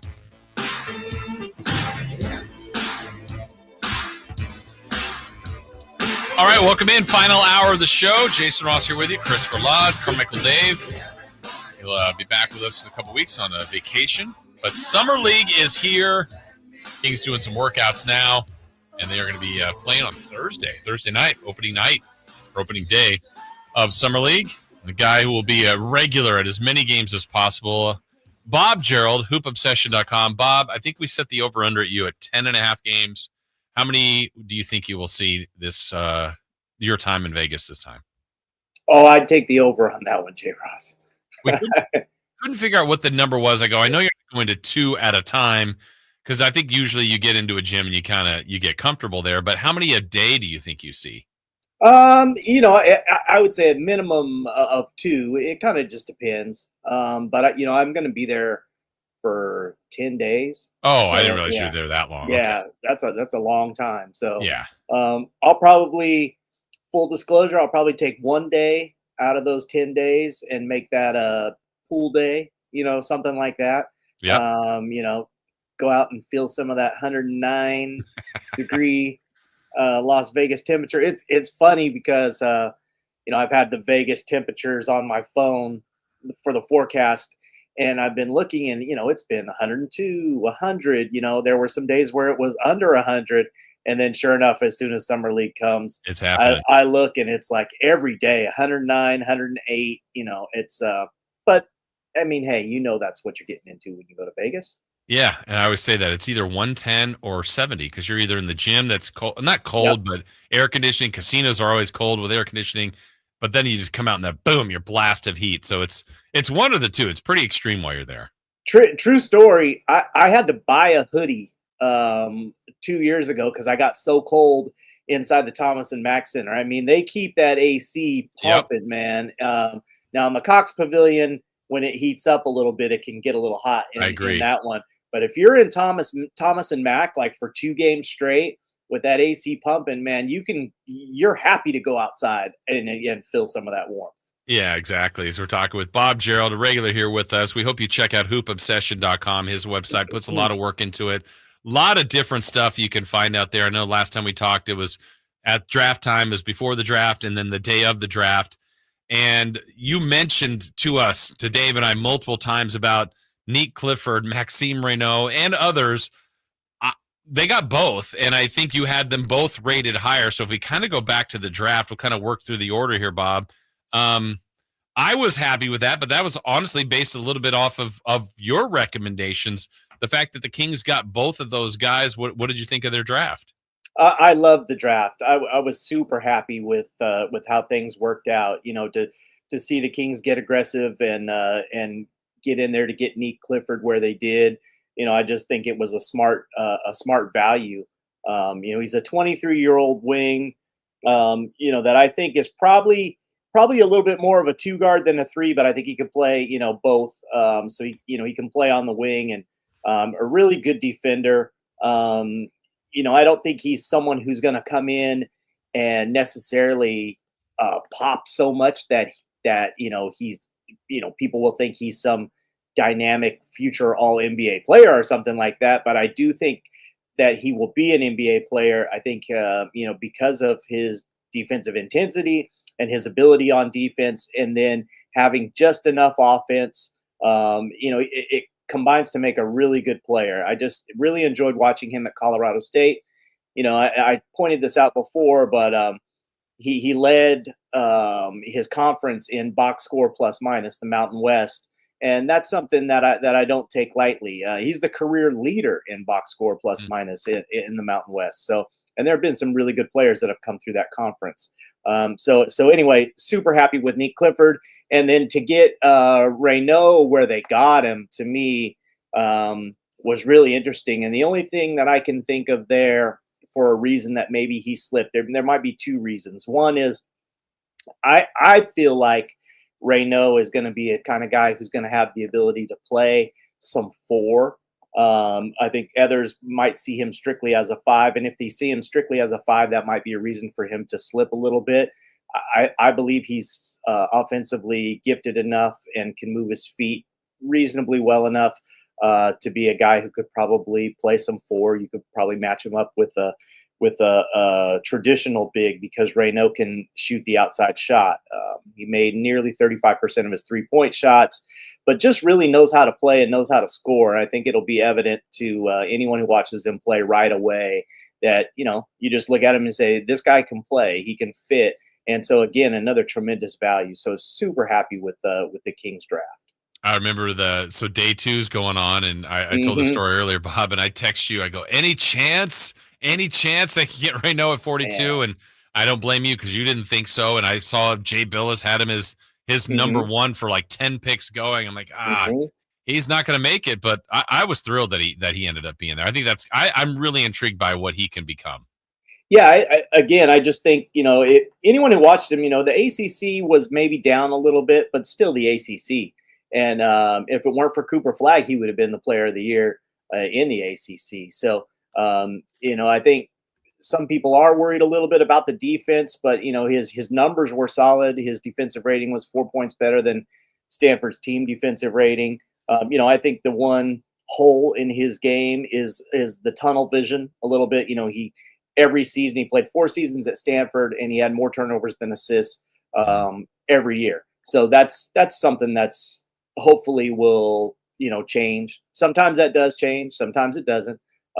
But that gives you a little bit of an idea too of how offensively minded this guy is. To score. Yeah. So when you're going to, I'll just stick to these two specifically because, that's our first look at them in the NBA. You've watched them a lot, but what do you want to see from just those two guys over the, couple of games that they're going to be playing in Vegas?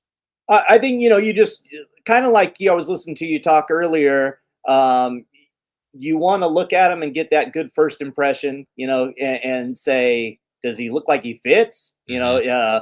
Positionally, size-wise, and skill-wise. And I think both of those guys, it'll be pretty evident.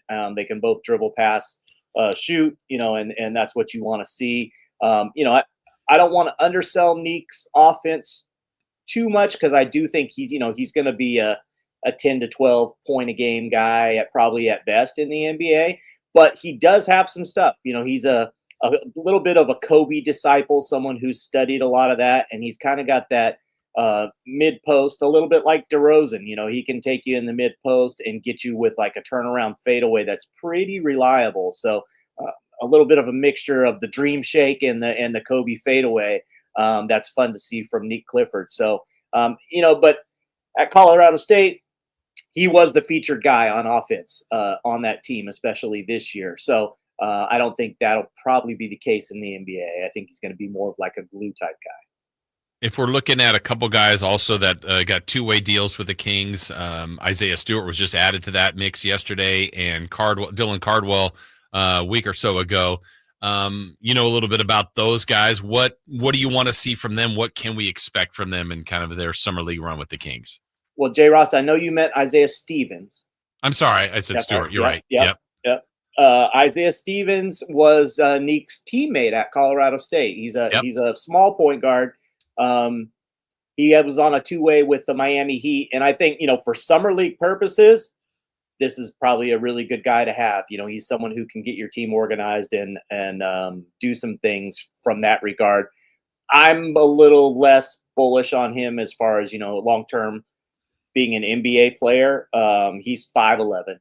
With a 6'4" wingspan, and that's just tough in today's day and age. But he absolutely can run a team. He absolutely can get a team organized, and there's certainly something to be said for that. And I think that he's the kind of guy that will look good in a summer league setting, and a guy that the Kings will benefit from having. That's Isaiah Stevens from Colorado State. And he went undrafted, I believe, last year's draft, and then did a two-way with Miami, if I'm not mistaken. And then Dylan Cardwell, the other guy from Auburn, is a really good defender, really limited offensively, and that's the reason, because he's a good enough defender that you could put him in an NBA game, but unfortunately, there's two sides to to the floor. As I always am pointing out, defense is literally half the game. And that means that offense is also half the game. And so he's super limited on offense. To give you some idea, he's a career 45% free throw shooter. That's Chris Dudley bad. So Cardwell is limited in that regard, but he really does move his feet well. We've seen him take on some guards and cover them and get out and recover and block their shot.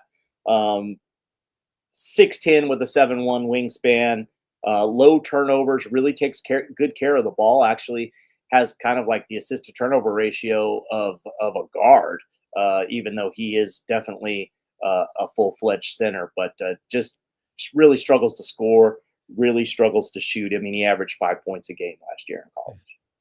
Bob Gerald joining us, hoopobsession.com. So the other guys that we're all going to be seeing in Vegas, I have some higher expectations for because they've been around a little bit. That's obviously Devin Carter, Mason Jones, Isaac. We're looking at some guy, Crawford, that have played a little bit. What do you want to see from those guys? Maybe Carter specifically, because he's getting an opportunity here to see what he can do. I want to see him shoot better. I think that was the thing last year. I think we all see that he can be super disruptive on the defensive end, right? I mean, he made plays so much so that even when his offense didn't look very good at all, you still thought, well, this guy has a place out here on the floor, because when he came in, he disrupted so much that he could change the game. But can he shoot better? In limited action last year, coming off of shoulder surgery. He shot 29.5% from three. And obviously that's not going to be good enough. Even more striking, 59% at the free throw line. I mean, that's awful. And then when you put both of those together, it's almost kind of laughable. So Devin Carter has got to show that he can be a better shooter. He should thrive in this kind of a setting. I imagine the ball is going to be in his hands an awful lot. I'm not sure, exactly how they'll go, if they'll put Isaiah Stevens out there as the main point guard, but I get the feeling that maybe it'll be a little bit by committee, and we'll see Carter handling the ball quite a bit. So definitely want to see the shooting from Devin Carter. Isaac Jones, I think, is a guy who showed a lot of potential last year. Yep. And he's probably a real consistent 3-point shot away from being a guy who could be an NBA rotation player. In my opinion, you could say that about a lot of players, actually, that if they could shoot the three. Well, he shot 8 times last year from 3-point range and he made 3 of them, but that's way too small of a sample size to make anything out of it. But I think we all saw the lob threat that he can be, the activity that he brings to the game. So looking forward to seeing Isaac Jones. Isaiah Crawford's another guy who I think is solid. So they ought to be competitive. Mason Jones is going to be back, 26 years old, the G League Finals MVP. Yeah. And then a guy, Tavion Kinsey, who people probably don't know too much about, but he was in Utah's training camp the last 2 years. 25 years old, 6'5", can score a little bit, and he shares it. Just another good, solid summer league addition. Someone to look out for who maybe you didn't know anything about, who I think might contribute a little bit here to this Kings summer team. Yeah, I think, and I've sat at games with you, and I think one thing that I've observed with you that's so true, it's probably true for any team, but specifically in the summer league, when you're just trying to see guys, you're trying to see the best of what these guys can be out there. If you don't have a point guard that can just get things functioning, and sometimes there's these, I'm trying to remember a guy the Kings had a few years ago. It was an alliterative name, Frankie Ferrari. Yes. But it was like he wasn't an NBA guy, but you're like, he's running the team. Like you could there's guys like that. The other guy that was a local guy here from Jordan Ford. Perfect. That's like, you're like, they're fringe guys, but they run the team. And if you don't have someone like that, you just feel like these summer league teams are going nowhere. Yeah, I think it should be a better watch this year, Jason, than it was last year. I agree with you.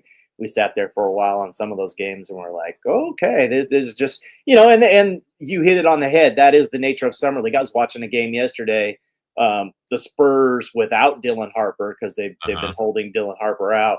A really tough watch right now in summer league. I mean, just man, Nathan Menza is their center. He's a fine defensive player, a little bit like Dylan Cardwell, but just can't score to save his life. And other than David Jones Garcia on the Spurs, that they're really offensively challenged, and that can be a struggle sometimes to watch. But then you turn on a game last night, like the Jazz game was fantastic. The Jazz and the Grizzlies, it comes down to the wire, and Gigi Jackson makes a running shot that they ruled a 2-pointer that maybe could have been a 3 that would have sent it into overtime. But it was a lot of fun. There was a lot of talent out there, a lot of young talent out on the floor. And I really enjoyed it, other than the 480, DPI, whatever you call that stuff. I mean, come on, it's 2025. The video was so awful from that summer league game. I was like, what are we doing, NBA? That's embarrassing. Yeah. Well, on Thursday when you're there, and obviously the Kings play before them, but the headliner that night will be the Lakers and the Mavs, and that's, they're going to highlight Bronny, sure, but it's Cooper Flagg, and I'm anxious to see him. I don't know how much run he'll get. Sometimes these guys play one game. Sometimes he'll play all summer. I'm not sure, but I'm anxious just to see, Cooper Flagg in person too. Yeah, Cooper Flagg, and it's really going to be, maybe other people wouldn't look at it this way, but this is just me. There's not a lot around Cooper Flagg on this Dallas summer team. They got Maxwell Lewis, who some people will remember, who was with the Lakers and then the Nets, and now he's bounced over Dallas, but he doesn't have a lot of help. He's when you're looking at that summer squad this year. So he might be a one-man wrecking team ready to put up some big numbers, but the Mavs might not be very good. So if we look at the Kings overall, we had this question earlier in the show. The Vegas out there, and I think it was DraftKings Sportsbook, something like that, had the over-unders, and they put the Kings at 38.5. Our poll question has been about split. I thought more people would have the under, but it's been split on people's opinions on that. We obviously don't know what the final roster would be, but what would be your guess at 38.5? I think that's a pretty good number that Vegas put out there. So this is going to be one of those times, Jason, where I'm going to disappoint you a little bit, and I'm going to give the answer that I wish more people would give, which is I don't know. I'm not prepared to answer that question. No, that's yet. fair because the roster's not set. I'm one of those people that I'm very systematic about how I do things, and so I won't even really start looking towards 2025-26 NBA until I get Summer League out of the way and write my Summer League wrap up, and then I get into spreadsheets of rosters of what's going to happen for the next season, and then I can have a better idea. And I do think the one thing about any kind of prognostication is people sometimes have too much tunnel vision there, only seeing what is right in front of them, or only seeing what, or feeling what the vibe is or whatever. But it's so much about what is the landscape of the 29 other teams and how do they affect where the Kings, may slot in. I will give you this though, that, the Kings with Malik Monk last year, he missed 17 games due to injury. With Monk last year, they were 36-29. And without him, they were 4-13. Oh, wow. So, yeah. So, if Monk's healthy the whole time, and the roster's the same, and you've added Dennis Schroder and a couple of guys who I believe can play in the draft, I would probably, my gut reaction would be I'd be bullish on that and say over 38.5. But, last year at this time, I would have told you that the Knicks were in trouble because they didn't have a big man. And then right before the season started, they get Karl Anthony Towns and everything changes for them. Sure. So we don't even know, will Monk be on this team? What's going to be the issue there? Will they trade away Devin Carter? Will they trade away Monk? It's all yet to be determined. But so there's my cop-out answer for you. Well, what's interesting to me, my feel on this team, again, in fairness, like you said, kind of the landscape, letting it all kind of play out, letting Summer League. I'm pleased with the draft. We just kind of went over that. I'm excited about what, maybe Carter and some of these other guys are going to get a little more opportunity as the season goes along. I'm happier or more excited about that than I am about their free agent additions. I think Schroder will be fine. Saric and Eubanks, I'm just bodies to me. But I don't know. What's your overall thought of kind of the summer additions for the Kings? Yeah, I want to choose my words pretty carefully here because I don't, I'm not in the shoes and don't know what was available, what was talked about. I was a Ty Jerome guy. I thought Ty Jerome, I think he's ready to be a starting point guard in the NBA. Some people don't see it that way. Some people think he's just a two guard, think he's just a backup. I think he showed enough efficiency that's probably the way I would have leaned. But, who knows? Maybe Ty Jerome and his people had a reason they didn't want to come here. Maybe the Kings kicked the tires on that. I'm not sure. It sure seems like Dennis Schroder was kind of their guy, all the way around. And so that's the direction that they went. They obviously do need a point guard. To me, Schroeder's more of a backup, like a really good backup point guard. But he's also solid, dependable, and there's an aspect that I can understand why they felt the need to go ahead and get that done and just make sure that they have someone with some experience, and experience does matter in this league. Wouldn't have been the direction that I would have gone. That's for sure. I'm always thinking value, upside, who can, I would like to see, I think we have enough veterans that we could already, or the Kings do, that could already be a good team. I'd like to try to get someone who costs a little less and still has room to grow try to have a little forethought and vision on how someone might look in 2 or 3 years versus, someone who I think in Dennis Schroder, I think we've seen the best of Dennis Schroder. I mean, he's 31 years old. We know what he is. If anything, he's started to be on that, he's either peaked or is headed on the downward slope of his career. I think the same for Drew Eubanks. Dario Saric, I hope, never plays 1 minute for the Kings. So I just don't see it. I don't think he moves well enough anymore. So that's me. I would be looking in other directions, but hey, that's why I'm sitting here. Well, no, I mean, everybody's got opinions. Yeah, right. Yeah, sure. I don't know how realistic, if at all. I mean, I think the Kings, would be interested in Kuminga. I think this whole restricted free agency thing has been the wrong summer for a lot of teams and for players specifically. Where would you stand on that? I mean, obviously it would depend on what was the return, but what are your thoughts on Kuminga as a player going forward? Yeah, it depends on the price. To me, I kind of like what you just said, that it's just not the perfect situation. So, for a lot of people in free agency this year. And when I look at players like Kuminga and Russell Westbrook, I'm a pretty big believer that you can have one non-3-point shooter among your 5, but if so, they better be special. I mean special. I'm talking Giannis Antetokounmpo. You know what I mean? Russell Westbrook 6 years ago. That kind of thing. So the Thompson twins. Who else fits that bill? Zion, Ja Morant, Paolo Banchero. These are all guys that really don't shoot the three very well, but I think you would say they're special otherwise. I don't see that in Kuminga. I think his feel is limited. I don't think he's a great shooter. I think he can score, but I don't think I would be ready to just turn the keys over to him and say, "Hey, you're my number one." I don't see that. So for me, it's just one of those situations where maybe this isn't the year where there's a great fit like that to make an addition, and you can't screw it up. I mean, if you sign that player, especially the kind of money that Kuminga is going to want and the years that he's going to want, you're going to be with that player for a while. You can't mess that up. Now, Westbrook, maybe he'd come at a discount and you wouldn't have to sign him for very long. Love the way he plays, love how hard he plays, all that kind of stuff. But at the end of the day, Russell Westbrook is and always has been a guy that struggles with shooting. Shot 32% last year, but again, another guy that's on the decline rather than the incline. Yeah, and I would rather try to take a shot at someone who has a chance to develop a little bit more, someone who has some upside.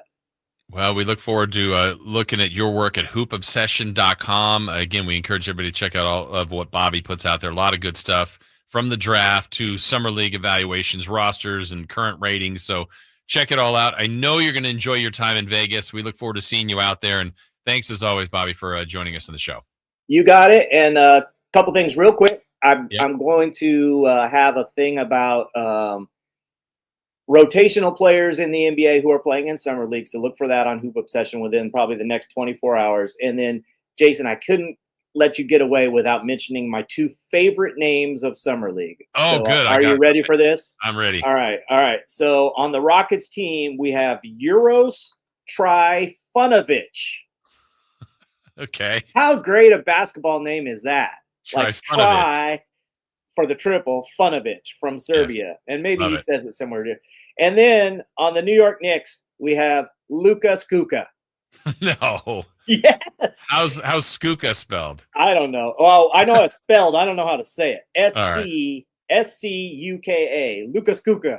Luka Skuka. Luka Skuka and Euros Trifunovic. If I can get those 2 jerseys, yes, then my summer will be set.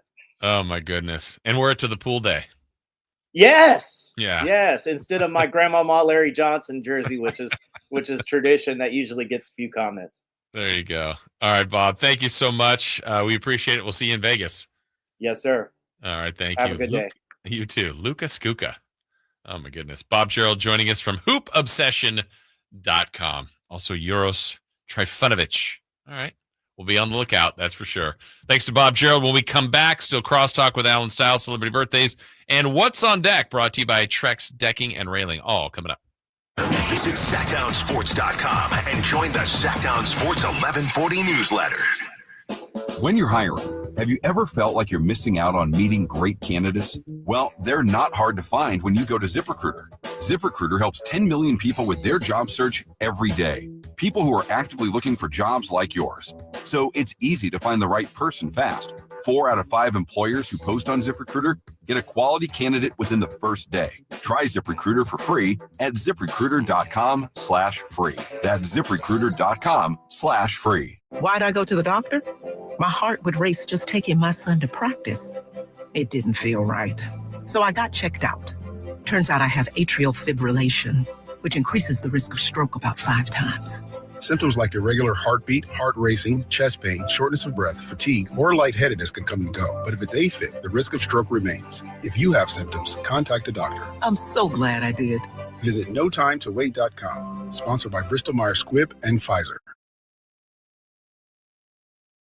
Heating and Air. Yes, I always tell you they are a family-owned operation, been in business since 81, A-plus Better Business Bureau, but it is hot. We are in those Sacramento hot months. I want to focus on them being your second opinion partner. What does that mean? Maybe you've got somebody you're working with or you've worked with in the past in the HVAC world. Guess what? They want to give you a second opinion. How much does it cost? Nothing.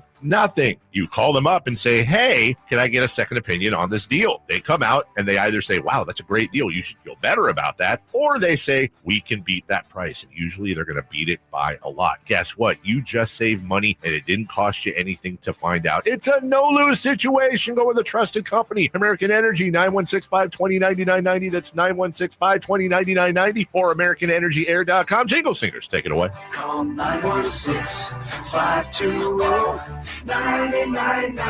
now. I'm still going for it, even with higher stroke risk from atrial fibrillation, an irregular heartbeat not caused by a heart valve problem. Over a 3-year study, Eliquis apixaban tablets reduced stroke risk better than warfarin, and over 97% of Eliquis patients did not experience a stroke. A first stroke occurred in 2.9% of warfarin patients versus 2.3% of Eliquis patients.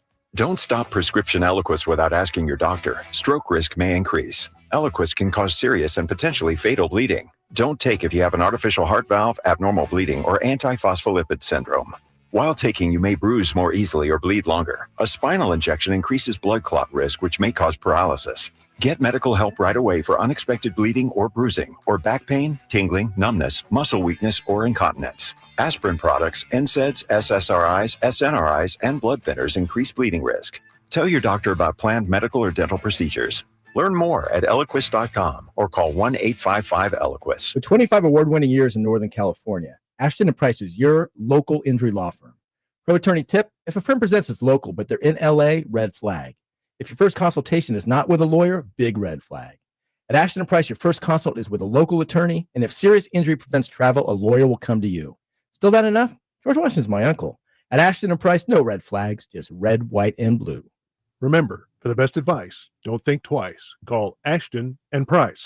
Oh, and that's a hard foul. Let's listen for the call on the floor. The taxpayer owes back taxes. Penalties and interest are assessed and wage garnishments to begin immediately. The IRS never misses that call. I wonder if they will challenge it. The call is under review. Priority Tax Relief has been called in for a review. Priority is the best in the business at negotiating your tax debt and has even eliminated the debt for some clients. Priority Tax Relief is saving their clients millions of dollars every month. After a careful review from Priority Tax Relief, the debt has been eliminated. No foul on the play. Whoa! That completely changes the game, folks. If you owe more than $5,000, call Priority Tax Relief, and in minutes they'll review your case for free with a direct line to the IRS to see if you qualify for life-changing relief. No more worrying about wage garnishments or frozen bank accounts. Call Priority Tax Relief today at 800-899-2289. That's 800-899-2289. We make your tax relief our priority. Call now. Priority Tax Relief. Ladies and gentlemen, this is going to be fun. It's time for What's on Deck, brought to you by Trex Decking and Railing.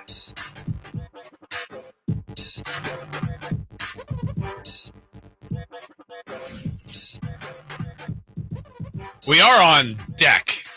What's on deck?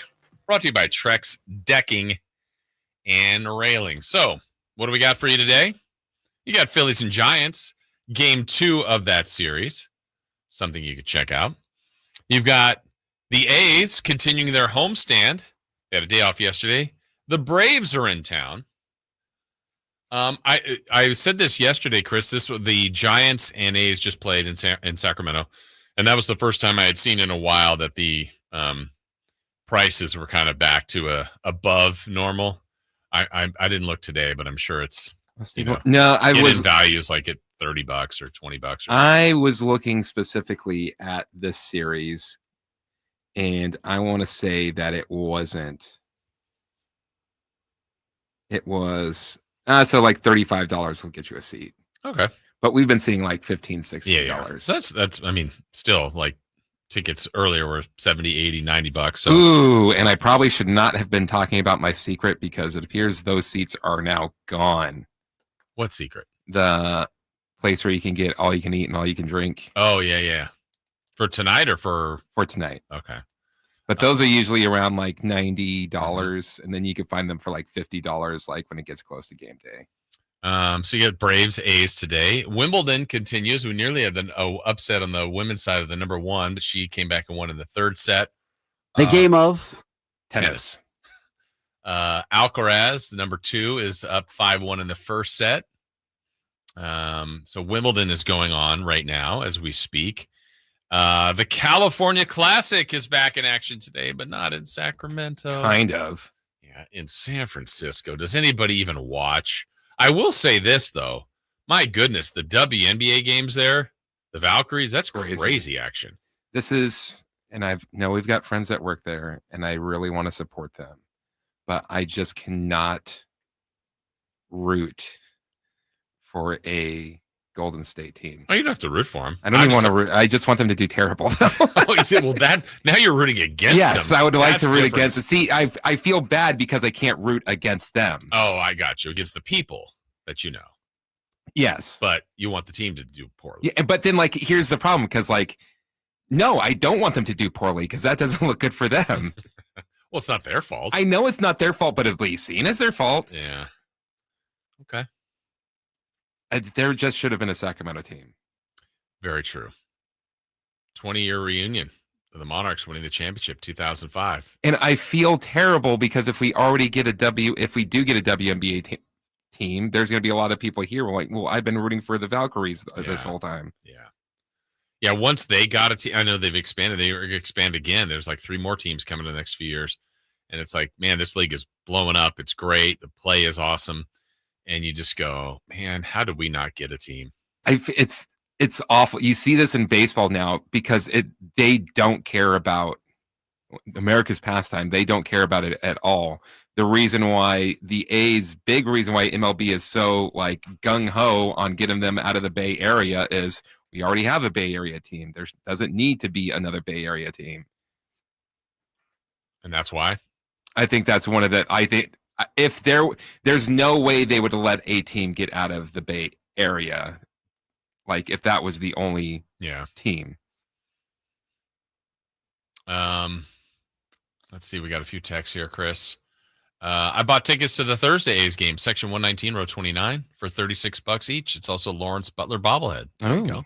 Yeah, I saw some Blue Jays tickets. That's the ones I was looking at. Oh, the weekend? Mm-hmm. Friday, Saturday, Sunday. Then it's the All-Star break. Yeah, the problem for unfortunately for the A's and their record now is not, at one point they were 4 games above 500 and they were kind of one of the early talks of the Major League Baseball season. Now it's kind of normalized where it's going to be, end result will be a tough record by the end of the year. But I felt like their schedule was front loaded. Like they've now had the Giants, so that's done. Already had the Yankees, the Cubs, the Padres. Everything left is, I think Boston is probably the biggest, highest profile team. And that's, I don't know if that's September or August, but there's still like the Angels again, the Astros again, the Mariners again, the Rangers again. The Reds. The Reds come through? Mm-hmm. That's the game I'm going to. Ellie De La Cruz. Be able to check him out. So we'll see. We'll see what the tickets go for, but it's going to be very interesting next year. Did you see that SF Gate article? No. Like they were talking to fans and stuff like that, and specifically ones that had season tickets. And there's like a couple that are just like, I just can't wait to get out of these. Oh, so, I filled out a survey, as I told everybody. Me and a buddy went in on season tickets this year. And you know what? Everything I'll give them nothing but good grades, ushers, ticket, all the stuff they ask you about. But like the only complaints I would have is, and we didn't do it this way as people bought it as an investment. But the problem is when you are trying to sell them, you just feel like, wait, I'm selling them for so much lower than I purchased them, that why would I purchase them ever again and just go I'll just buy the few games I want to go to. Yeah, well, look, if from you're not even like trying to sell it, it's just like, okay, everyone sitting next to me bought these for like $40 less, right? And I bought. Yeah, and I'm sitting here enjoying the same game, and I'm like, they paid less. So like, why am I doing this? Now I have a guaranteed seat. I like where my seats are. That's great. But there's kind of a flip side to this. By having the season tickets, I've gone to way more games than I like. If I bought a ticket pack, or like, I may feel like going today. All right, I might go 5 games, 3 games a year. I don't know, 10 might be the high, but I've gone to way more than that, which has been fun.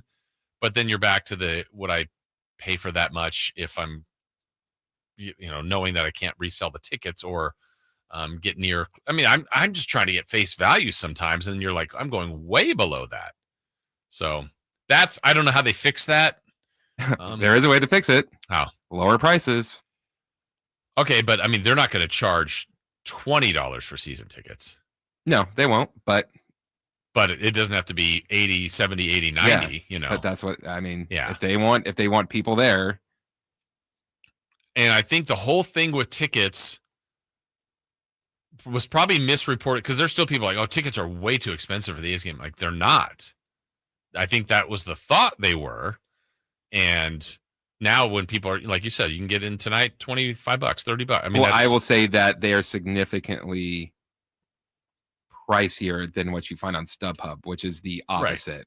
Right. Oh yeah, right. Normally it's like, I guess we should compare that. The better comp would be like a Kings game. It's like, I'm trying to go to the Kings game tonight. If you're right. Like if a Kings ticket is $80 and you're trying to get it on StubHub, you're like, someone's selling it for $110. Yeah.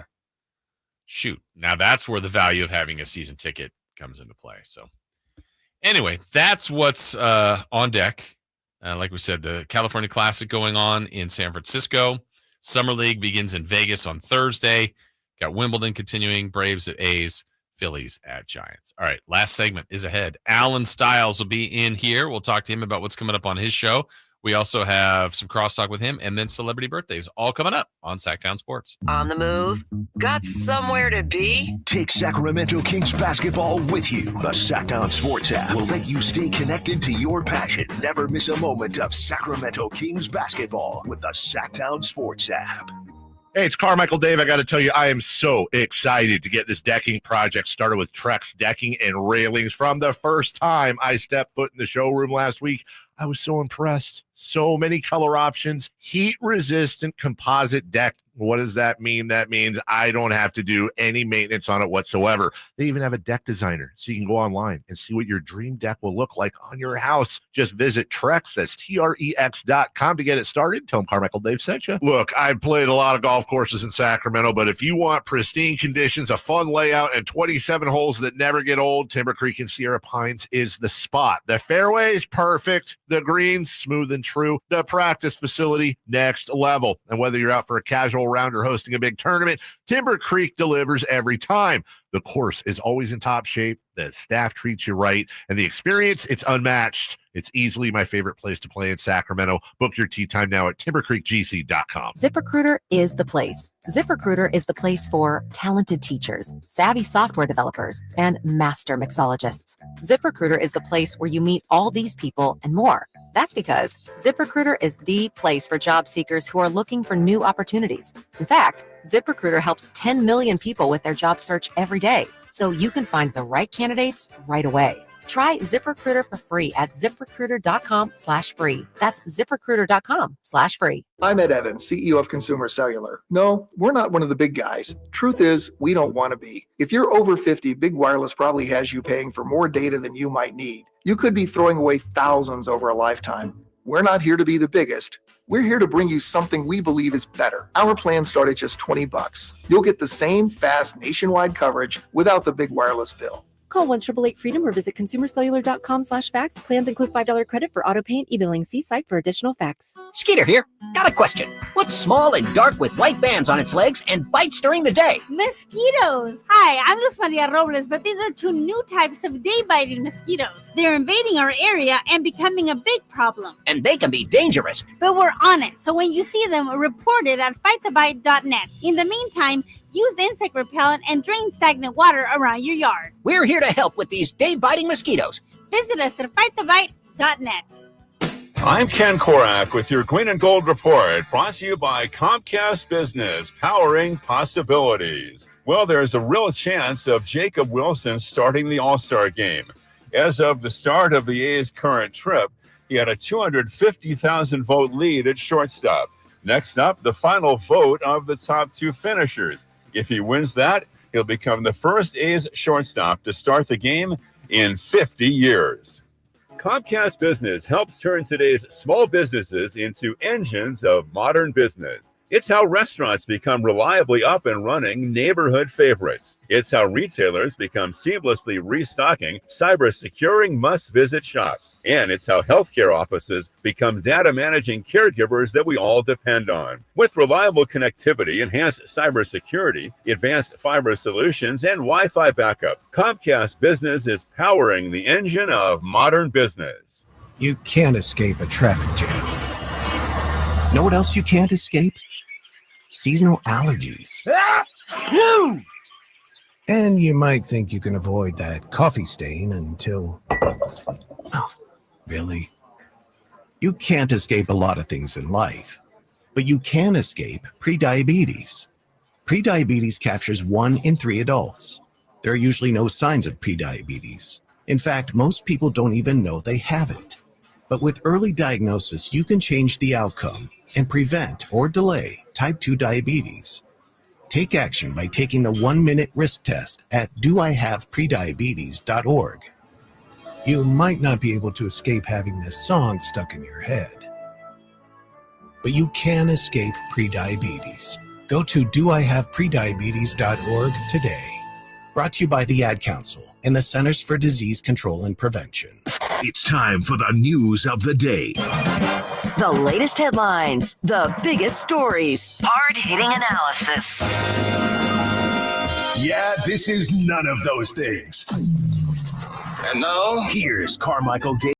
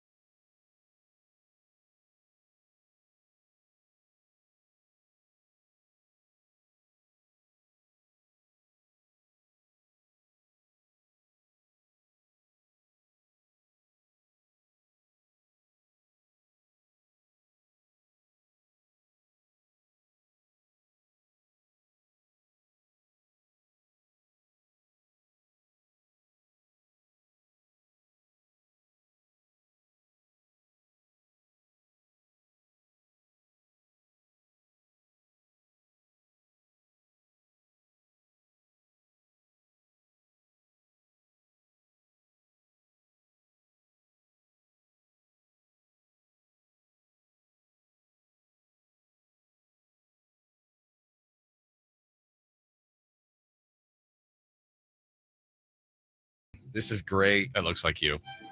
How do you not have that jacket already? I don't know. Because I'm cheap. I saw it at a vintage store that we went to. So I hit up Alan, show him a picture. Nothing. For like an hour. I was golfing. And then he's like, you got to go back. I'm like, I'm not going to go back there just for that jacket. Did you already have it? No. One of the people that was with us wanted to go and pick up another thing. So we went back there. I'm lucky enough for Alan. It's still there. Now it's here. Mm-hmm. Now you wear Yeah, it. there was a fear that temple jacket wouldn't be there after the hour away. I got bad luck like that. You know, some other fellow owl walks in and says, I need that. Into Asheville, North Carolina. That's right. Taking the temple jacket. That's right. Oh, I can't wait for them to be good at sports again. I think it could also double as a Cincinnati Reds jacket. Yeah. Looks like it could. Change the logo. If they're good too. Yeah. You know, anybody. Yeah. Anybody. How's it going? Good, Jason. Why the pause? No, we're good. Today is going to be a much more chill day. Okay. Yeah. It's a chill out Tuesday? Yeah. All right. Yeah. You got all the fire out yesterday? Yeah. Okay. I'm good now. That is how I should have approached it. But it was good. Okay. We're moving forward now. Let me ask you our poll question today, because right now it is exactly even at 50%. Okay. The Kings over under was set yesterday through DraftKings, I think. Some book in Vegas, 38.5. Right. I'm giving you an imaginary amount of money, and you have to make the bet on the over or the under. Where are you betting? Yeah, I mean, I'm gonna take the over, but that doesn't mean I think the Kings are gonna do anything of note. Yeah. Right. Well, we were just 39 is not a good season. No, we were just looking this up. I mean, the Blazers, on how many teams went over last season, the Blazers maybe more than 7 games over 5 or over their number, but they won 36 games. They just were supposed to stink worse. Right. So I think that they're going to be barely over. Okay. Maybe get to 40. Crazy that they were at 46.5 last season. Huh? I know. Are you starting to believe, or have you believed that they're going to start a season with Monk, DeRozan, and Levine? Yeah. We continue to just break down how open everything is going to be next season with Zach LaVine. It'll be expensive, but it'll be an expiring deal unless they restructure. So expiring deal for him, 2 years left for Sabonis. What would it be? 2 years left for Malik Monk at that point. DeMar, none of his money dang near is guaranteed. Keegan would be on an extension, so at least you know what that is. So there's just a lot more options. Yeah. I would even say, we talked to Brett Siegel yesterday of Clutch Points. Go check it out on YouTube. I would even say just even the trade deadline, you know, where a second option goes down or just kind of slumps and they say, all right, screw it.